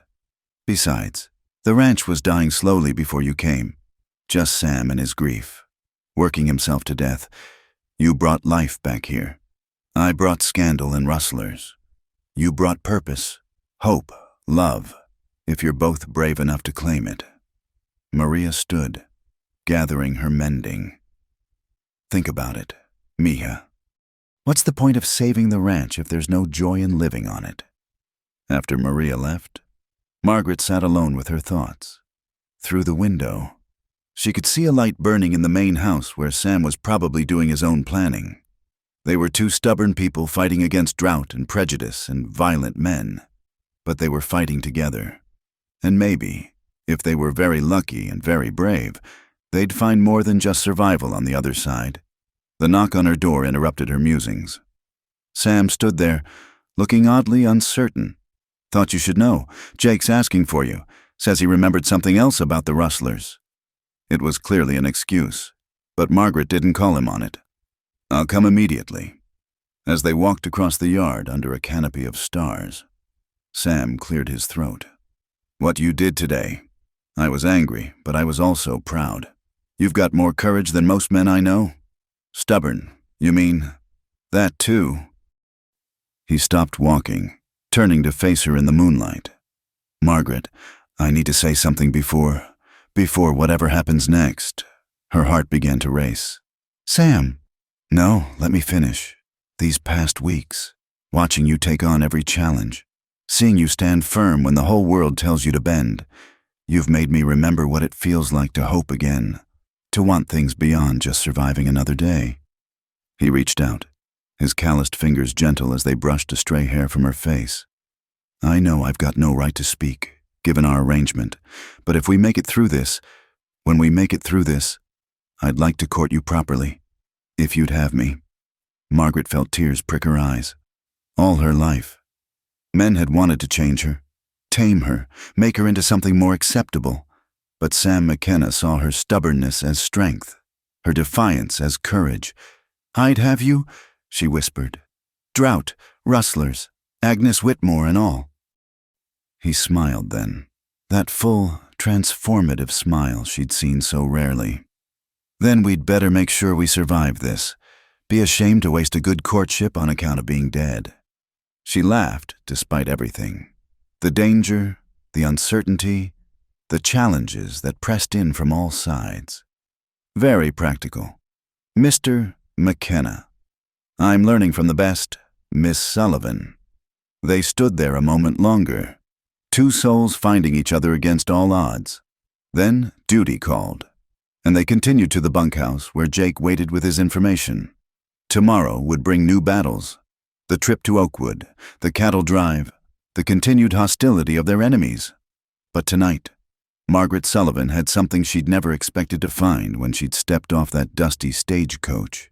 She had a future worth fighting for, and fight she would, with every stubborn, difficult, troublesome bone in her body. The thunderclouds had been building all morning, dark and promising against the horizon. Margaret stood in the ranch yard, her arms full of freshly gathered eggs, watching the sky with a mixture of hope and apprehension. 3 days had passed since Sam left with the herd for the hill country. 3 days of waiting and worrying while she and Maria kept the ranch running with a skeleton crew. Storm coming, Maria said, joining her. Big one, by the looks of it. Margaret nodded, but her thoughts were elsewhere. The cattle drive should be returning today if all had gone well.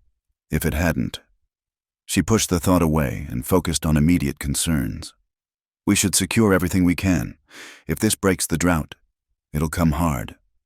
They worked through the morning, battening down loose boards, moving equipment under cover, preparing for nature's fury. The air grew thick and electric, making the horses restless and the chickens huddle in their coop. It was past noon when Tom came riding hard from his lookout position, his horse lathered with sweat. "Riders coming," he shouted. "Lots of them." Margaret's heart leaped, then plummeted. "Sam?" "Can't tell yet, but Miss Sullivan—" Tom's face was grim. "There's another group coming from the east. Looks like they're aiming to intercept." Without hesitation, Margaret ran for the house, Maria at her heels. They'd prepared for this possibility. Sam had insisted on it before leaving. Margaret grabbed the rifle from its place by the door while Maria began loading ammunition. "How many?" Margaret asked Tom as he dismounted. "Maybe a dozen from the east, armed." He paused. "I think I saw Chester Morrison's Palomino."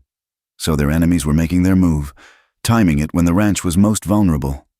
Margaret felt a cold fury settle in her chest. They'd driven Sam to risk everything on this cattle drive, and now they sought to destroy him entirely. "Tom, ride to town. Get the sheriff." "Sheriff won't come," Tom said bitterly. "Not for us. Then get whoever will—" "The doctor, the minister, anyone with a conscience." She checked the rifle's action with hands steadier than her heart. Tell them Chester Morrison's about to commit murder in broad daylight. See if their respectability stretches that far." Tom remounted and galloped away. Margaret positioned herself on the porch, Maria beside her with the shotgun, the two remaining hands, Jake still recovering from his wound, and young Daniel, who'd drawn the short straw, took positions by the barn. The riders from the east arrived first, spreading out in a semicircle before the house.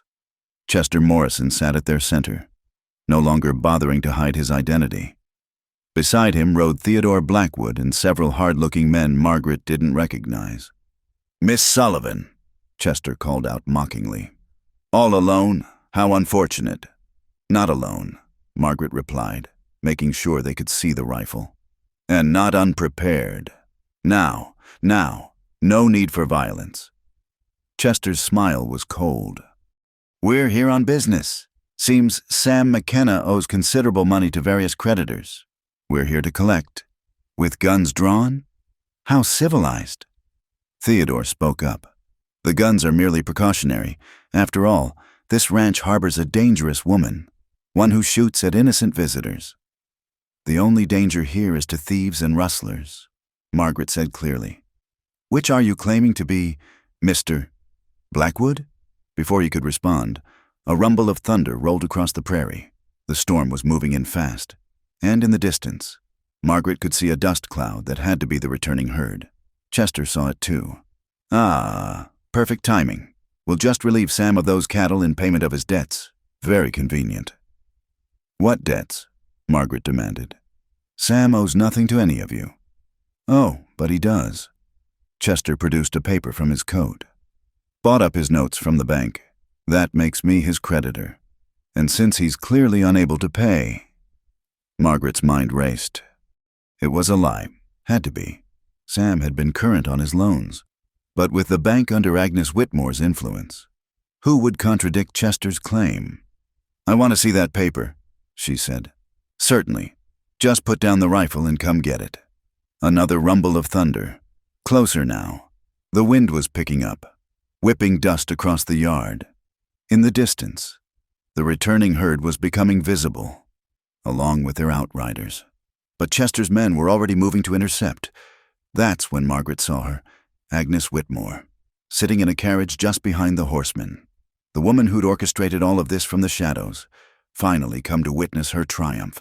"Mrs. Whitmore," Margaret called out. "Come to watch your handiwork? Too cowardly to get your own hands dirty?" Agnes's face flushed. "You destroyed the moral fabric of our community. This is simply the consequence. This is theft and attempted murder." Margaret shot back. "And you're complicit in all of it." "Enough talk," Chester said, his patience exhausted. He gestured to his men. "Take her." What happened next seemed to occur in slow motion. Chester's men started forward. Margaret raised her rifle. Thunder crashed overhead, and the first fat raindrops began to fall. Then Sam's voice rang out across the prairie. "That's far enough." The returning cowboys had spread out, flanking Chester's group. Sam himself rode at the front, his face set in hard lines. Will was beside him, along with several hands Margaret didn't recognize. Men from Oakwood, she realized, hired to help with the drive. "McKenna," Chester said, trying to maintain his bravado. "We're here on legitimate business." "Legitimate?" Sam laughed harshly. "You mean like the legitimate business of rustling my cattle? Jake identified you. Morrison, that wounded arm give you any trouble?" Chester's left arm did indeed show stiffness as he shifted in his saddle. The evidence was circumstantial but damning. "You can't prove anything," Theodore blustered. "Maybe not." Sam agreed. "But I can prove this. I paid off my bank loans in full yesterday. Cash money from the cattle I sold in Oakwood." He produced his own papers, wrapped in oilcloth against the rain. "Your forged documents won't hold up against these receipts." The rain was falling harder now. Large drops that promised the drought's end. Chester's men looked uncertain, water streaming from their hat brims. "It's over," Sam continued. "You've lost. I've got buyers in Oakwood who don't care about your petty prejudices.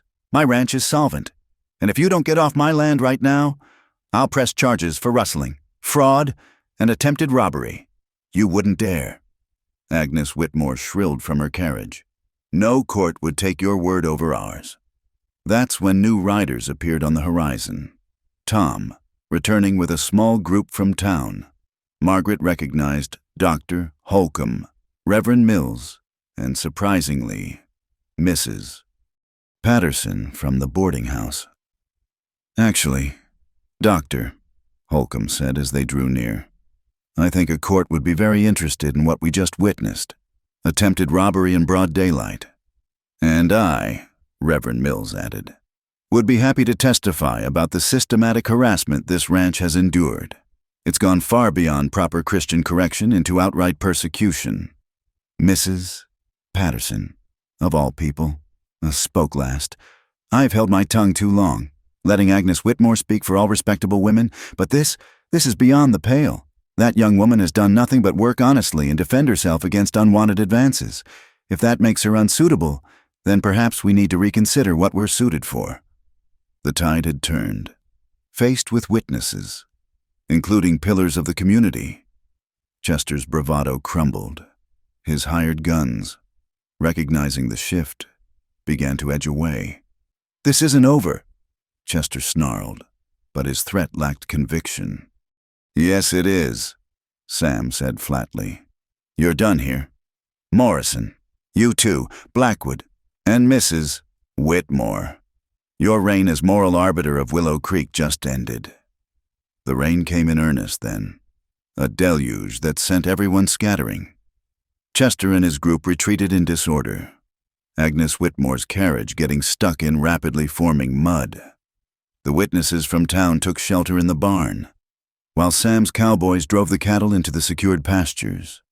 Margaret stood on the porch, rifle still in hand, watching their enemies flee.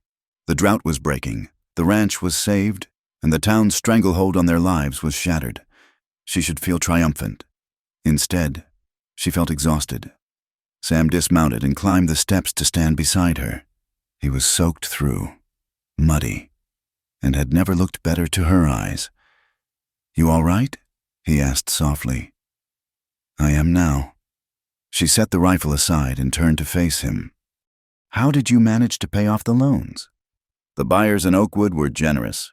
Seems they'd heard about a ranch with innovative water management and detailed breeding records, paid premium prices." He smiled. "Your notebook came in very handy during negotiations."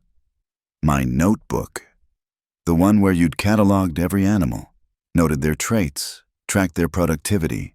Turns out buyers appreciate that kind of detailed information." "Who knew?" "Despite everything," Margaret laughed. "Are you saying my stubborn insistence on record-keeping saved the ranch?" "I'm saying you saved the ranch. Your planning, your courage, your refusal to bend when everyone said you should." He reached out, cupping her face in his calloused hands. "Margaret Sullivan, you magnificent, troublesome woman!" "Sam," she whispered, but whatever she meant to say was lost as he kissed her. It was not a gentle kiss. It was desperate and victorious and full of promise. There in the pouring rain with their enemies vanquished and their future finally clear, Margaret wrapped her arms around his neck, not caring who saw, not caring about propriety or scandal or anything but this moment. When they finally broke apart, the yard had filled with people. The cowboys were whooping and hollering. Maria was crying happy tears. Even Jake, limping from the bunkhouse, was grinning. "Doctor." Holcomb cleared his throat. "I believe congratulations are in order for the ranch's success." Of course, Sam agreed, but his arm stayed firmly around Margaret's waist. "And perhaps for other things as well, Miss Sullivan. Would you do me the honor of making our arrangement permanent? Will you marry me?"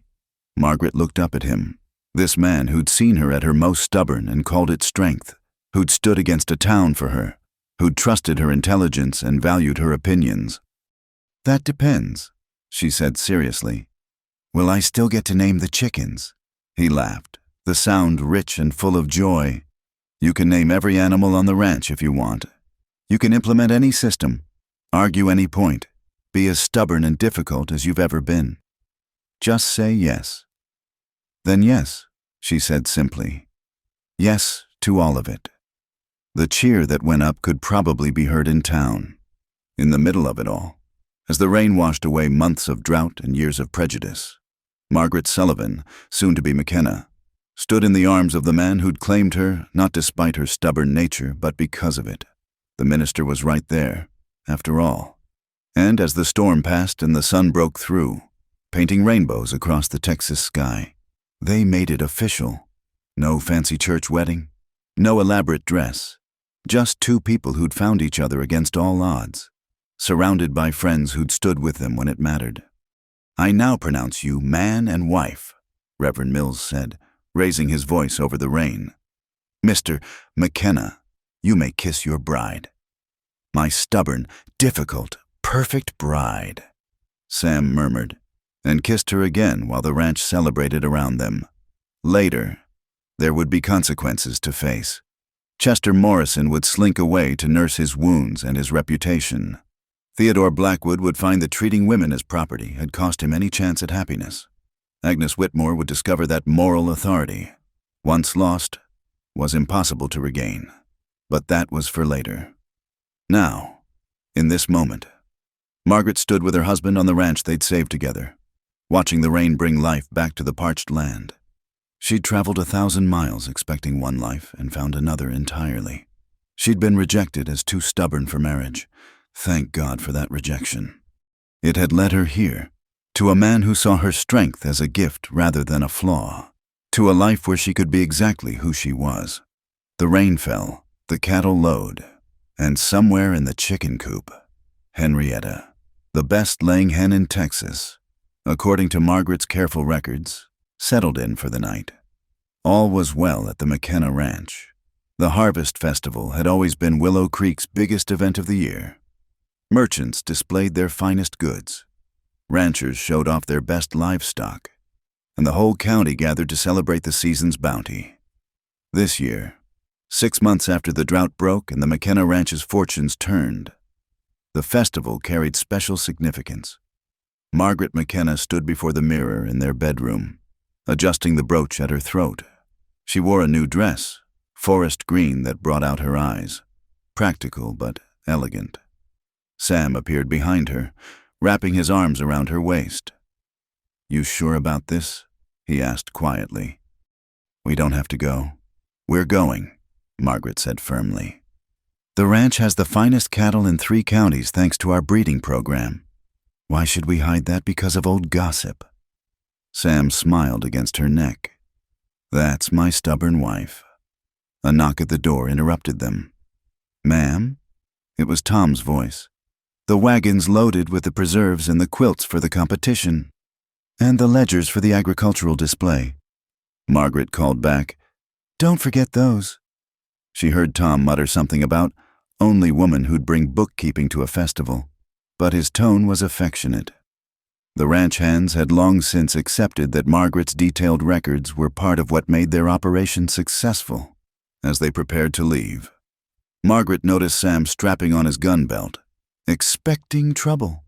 "Not expecting it," he said carefully, "but Chester Morrison's been too quiet lately. Makes me nervous." They'd heard rumors that Morrison's ranch was struggling. His brutal management style had driven away good hands. And without Margaret's systematic approach or Sam's work ethic, the double bar was slowly failing. Theodore Blackwood had left town entirely, his marriage prospects ruined by his public behavior. But Agnes Whitmore remained, diminished but still spiteful. The ride to town was pleasant, their wagon joining others on the road.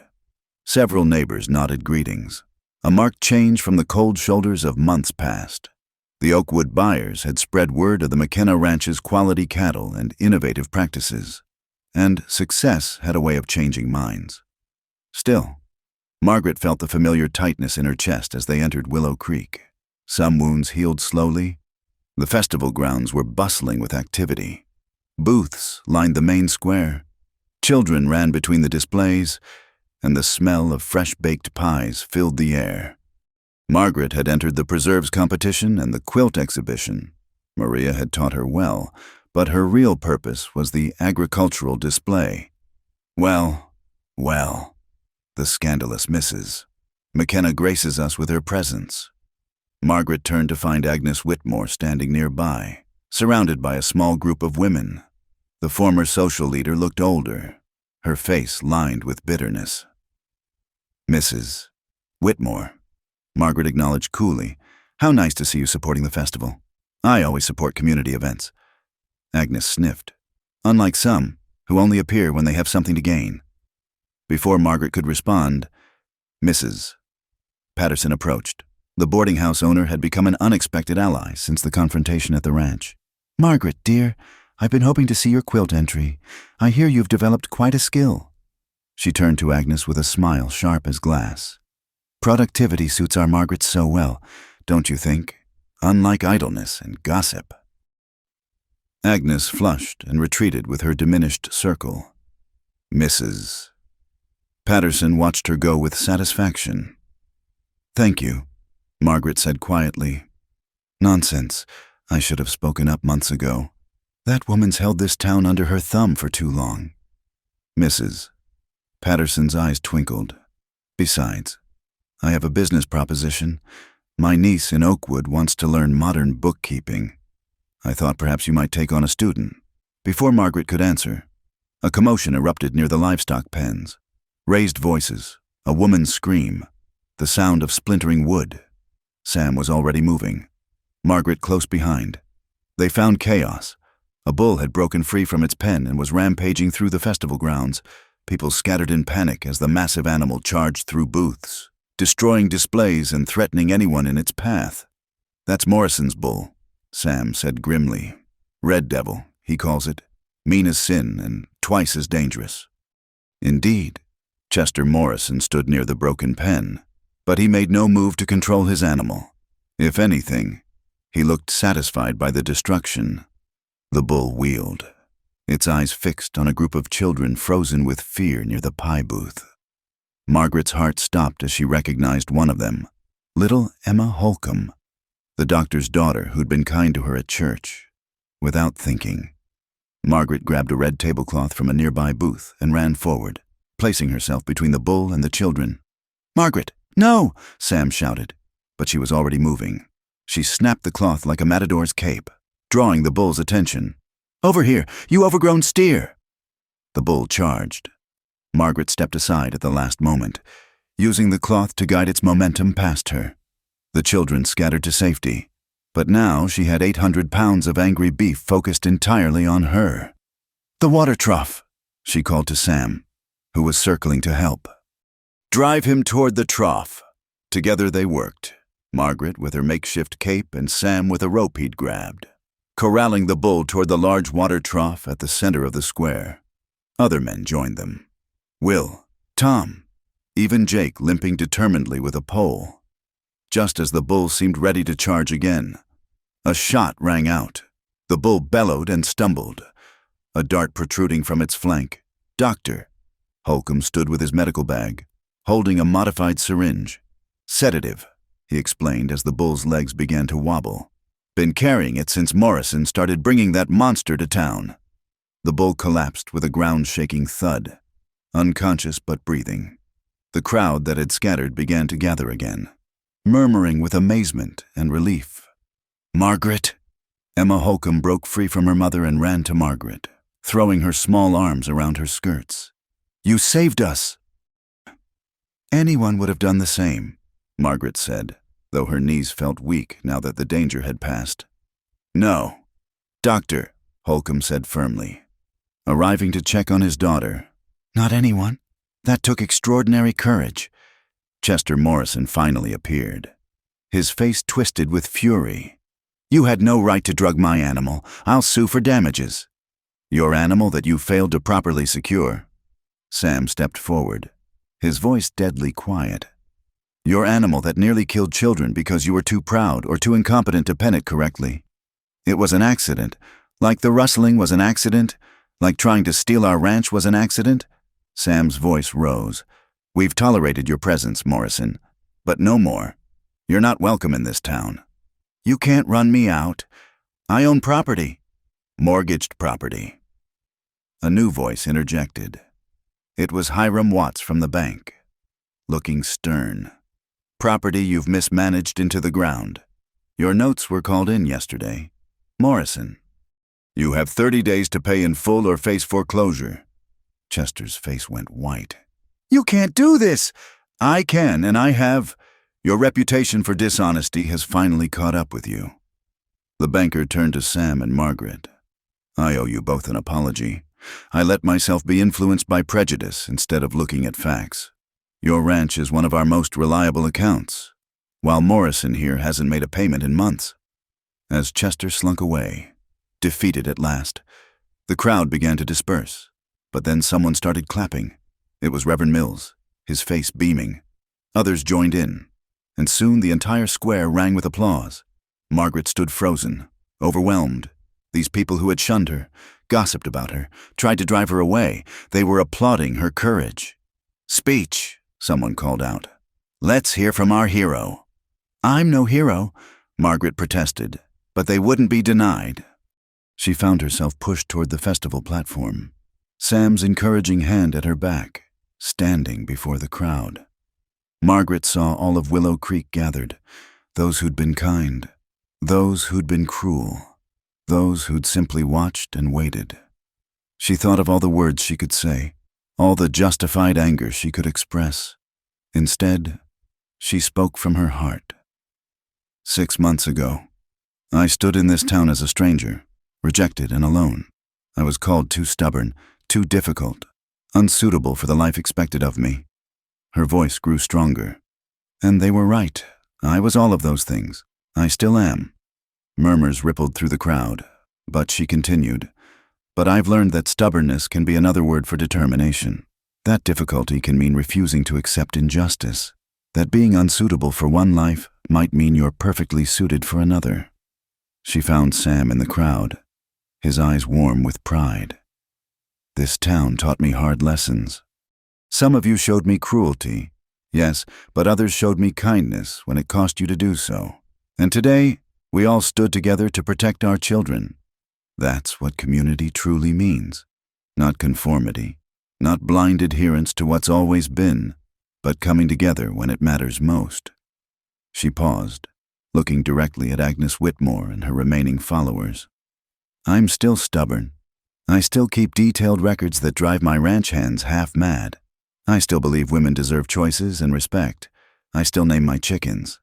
That earned a laugh from the crowd. But I'm also your neighbor. I'm part of this community, whether some like it or not, and I'll defend it, and you, with every stubborn bone in my body. The applause this time was thunderous. People surged forward to shake her hand, to thank her, to apologize for past behavior.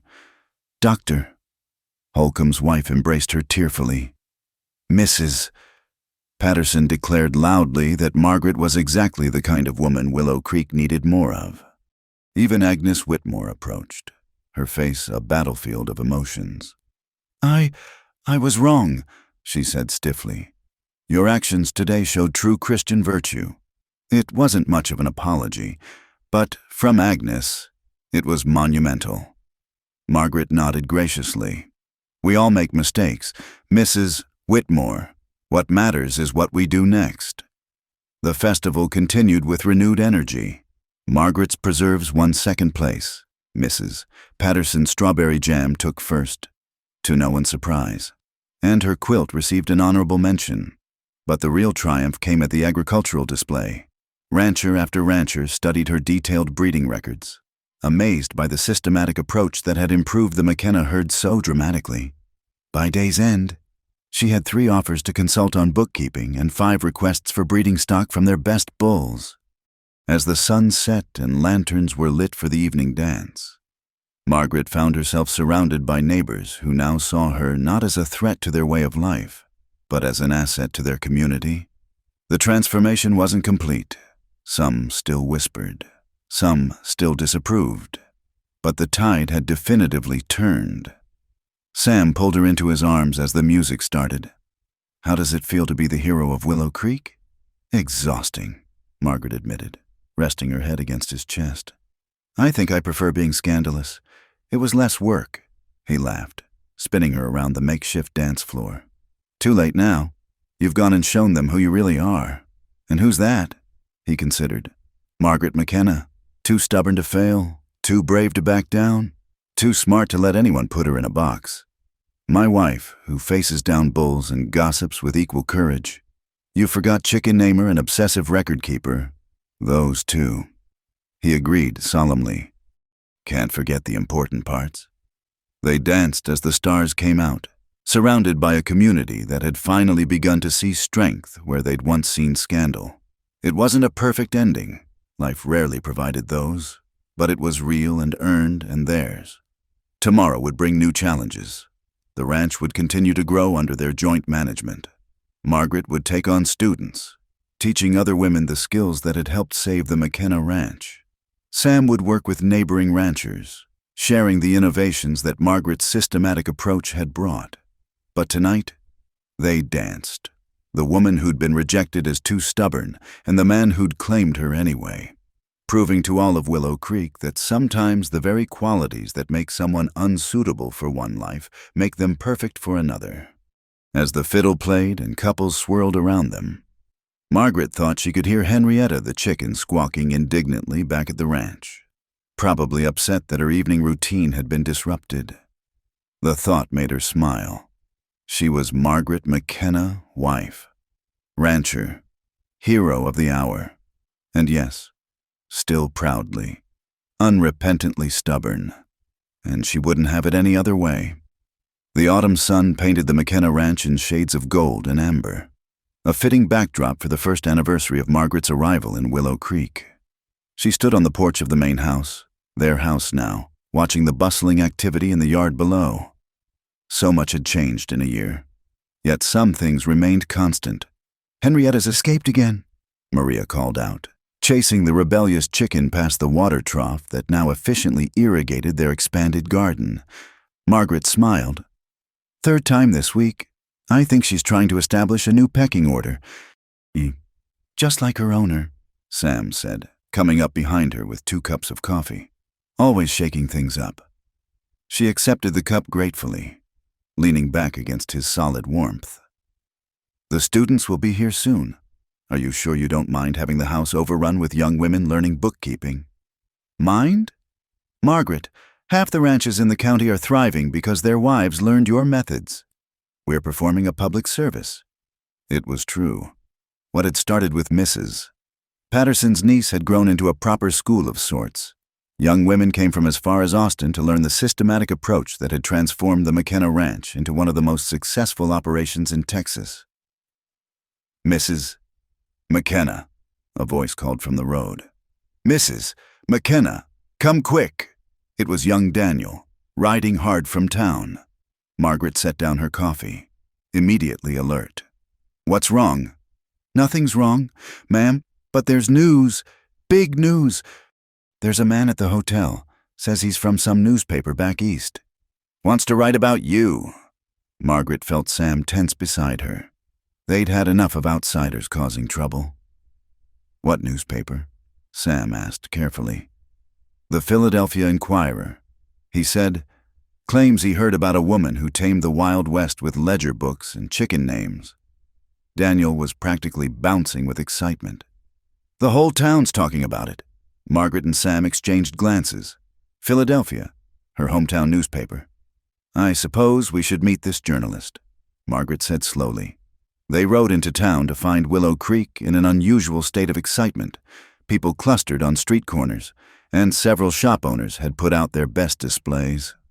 Even Agnes Whitmore had donned her finest dress, though she still looked somewhat sour about the attention Margaret was receiving. The journalist was waiting in the hotel parlor, a thin, earnest-looking man with ink-stained fingers and sharp eyes behind wire-rimmed spectacles. "Mrs. McKenna." He jumped to his feet. "Josiah Hartwell, Philadelphia Inquirer. I've traveled a long way to meet the woman who's revolutionizing ranch management in Texas." "Revolutionizing might be a strong word," Margaret said carefully. "Nonsense. I've been interviewing ranchers across 3 counties. Your methods have increased productivity by an average of 30%.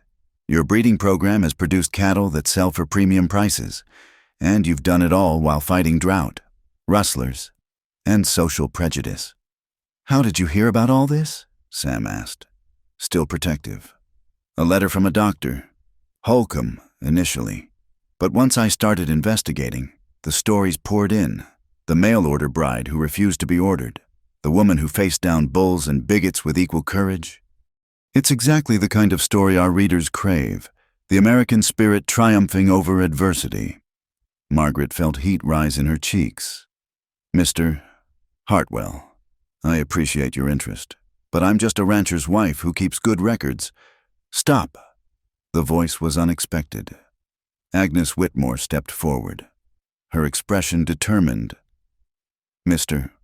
Hartwell, if you're going to write about Margaret McKenna, you need to know the truth." Margaret braced herself, but Agnes's next words surprised everyone. "She is stubborn, impossibly, infuriatingly stubborn.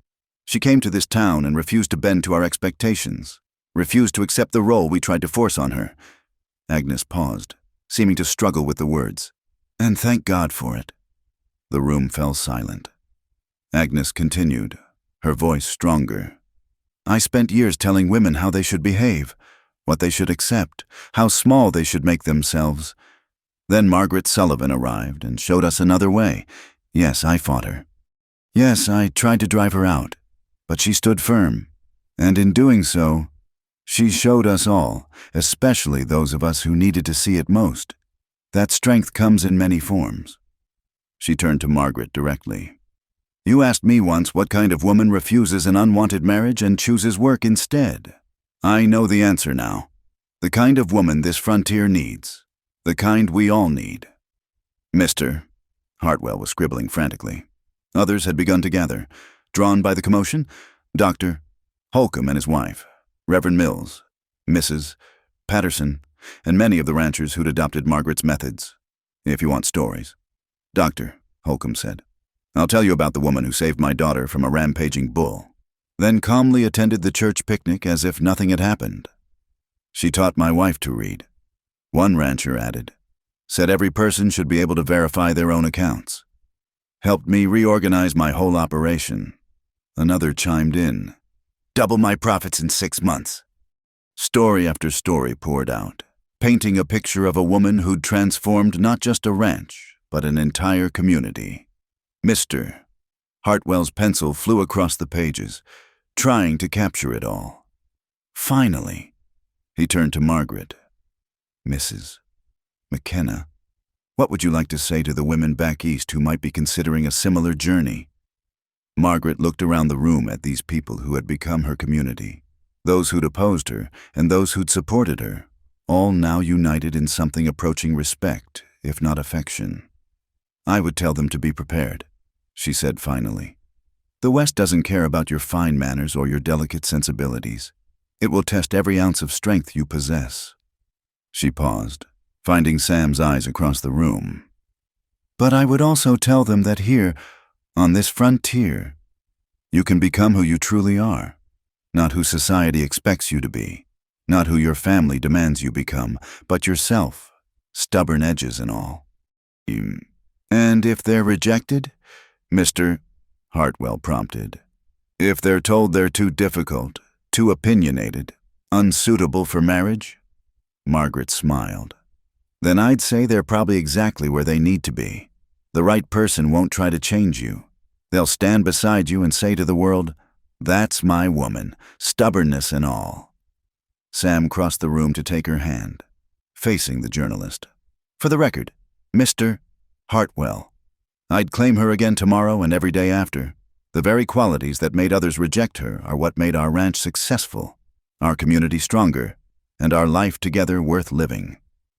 The interview continued for hours, with more townspeople arriving to share their stories. By the time Mr. Hartwell finished, he had enough material for a series of articles, not just one. As they prepared to leave, he pulled Margaret aside. "There's something else," he said quietly. "I looked into Theodore Blackwood before I came. He's working as a clerk in Chicago, still unmarried, still bitter. He actually warned me against coming here, said you'd corrupted an entire town, and you came anyway." Because of how he said it, Any woman who could inspire that much fear in a small-minded man had to be worth meeting. He smiled. I wasn't disappointed. That evening, the ranch hosted an impromptu celebration. The students had arrived for their lessons but found themselves part of a larger gathering as neighbors stopped by to share in the day's excitement. Margaret stood by the corral, watching Sam demonstrate roping techniques to some of the younger students while Maria supervised an enormous meal preparation. Jake, now fully healed and one of Margaret's strongest supporters, was regaling a group with the story of how she'd saved his life during the Rustler attack. Quite a day, Will said, joining her. From rejected bride to newspaper sensation. Not bad for a year's work. It's not about the recognition, Margaret said. It's about proving that there's more than one way to live a worthy life. Still, Will grinned. Bet those folks back in Philadelphia who said a woman couldn't manage business affairs will choke on their morning coffee when they read Hartwell's articles. As the sun set, painting the sky in brilliant crimsons and purples, Sam called everyone to gather. He stood on the porch, Margaret beside him, addressing the assembled crowd. A year ago, a woman stepped off a stagecoach with nothing but a trunk and her dignity. She was told she was too stubborn, too difficult, unsuitable for the life this town expected. He looked down at Margaret with unmistakable love. Today, that same woman has shown us all what determination can accomplish. She's transformed our ranch, influenced our community, and proven that sometimes the very qualities others call flaws are actually our greatest strengths. He raised his glass. To Margaret McKenna, teacher, innovator, bullfighter, chicken namer, and yes, the stubbornest woman in Texas. May she never change. To Margaret, the crowd echoed. Glasses and cups raised high. Margaret felt tears prick her eyes as she looked out at the gathering. These people had become her family, this land her home. The journey that began with rejection had led to acceptance, not because she'd changed to fit their expectations, but because she'd remained true to herself and shown them a different way. Speech, someone called out, and others took up the cry. Margaret stepped forward, her voice carrying clear in the evening air. When I came here, I thought I was coming to be someone's wife. What I found instead was the chance to be myself. Each of you, whether you fought me or supported me, helped me discover that the life we're meant to live isn't always the one we plan. She paused, seeing nods of understanding from many faces. So here's to the stubborn ones, the difficult ones, the ones who don't fit the mold. Here's to the men brave enough to stand beside us and the communities wise enough to eventually embrace us. Here's to choosing our own paths, especially when they lead through dusty Texas towns that don't know what to make of us. The applause was warm and genuine as the party continued around them. Sam pulled Margaret aside, leading her to their favorite spot overlooking the eastern pasture. No regrets? He asked softly. You could have had a quiet life as Theodore Blackwood's obedient wife. Margaret laughed, the sound full and free. Theodore did me the greatest favor of my life when he rejected me. Imagine if I'd spent my days biting my tongue and pretending to be meek. The world would have lost a force of nature. Sam agreed. And I would have lost you. They stood together, watching the stars emerge in the vast Texas sky. In the distance, they could hear the party continuing. Laughter, music, the sound of community and belonging. What now? Sam asked. You've conquered Willow Creek, revolutionized ranching, and become a newspaper story. What's left for the stubbornest woman in Texas? Margaret smiled, already envisioning the future. Well, I've been thinking about starting a formal school for women, and there's that new telegraph system. Imagine if ranchers could share information about prices and breeding stock instantly. Oh, and I want to expand the garden, maybe try some experimental crops. Sam laughed, pulling her close. Of course you do. God help me, I wouldn't have you any other way. As they walked back to the house hand in hand, Margaret caught sight of Henrietta strutting past, having apparently established her new territory to her satisfaction. The sight made her smile. Even the chickens were stubborn on the McKenna ranch. Inside, the warmth of friendship and acceptance wrapped around them like a comfortable blanket. Young women eager to learn, neighbors who'd become friends, a community that had learned to value strength in all its forms. Margaret Sullivan had stepped off a stagecoach 1 year ago, rejected as too stubborn for marriage. Margaret McKenna stood here now, claimed and celebrated for that very stubbornness, surrounded by love and purpose and the life she'd built by refusing to be anything other than herself. The journalist from Philadelphia would write his articles, and perhaps other women would read them and find the courage to seek their own paths. But that was for tomorrow. Tonight, there was dancing and laughter and the sweet satisfaction of a battle hard won. As Sam spun her around the parlor to the fiddle's tune, Margaret thought she heard him murmur, "That's my woman, stubborn, difficult, and absolutely perfect." And for once in her life, Margaret Sullivan McKenna didn't argue at all. Thank you so much for listening to this Wild West love story. I hope you enjoyed following Margaret's journey from rejection to triumph. Where are you listening to this story from? I'd love to hear from listeners around the world. Please subscribe to the From Wild West channel and share your thoughts about Margaret and Sam's story in the comments below. Did her stubbornness inspire you? Let's connect and discuss this tale of love, courage, and staying true to yourself against all odds.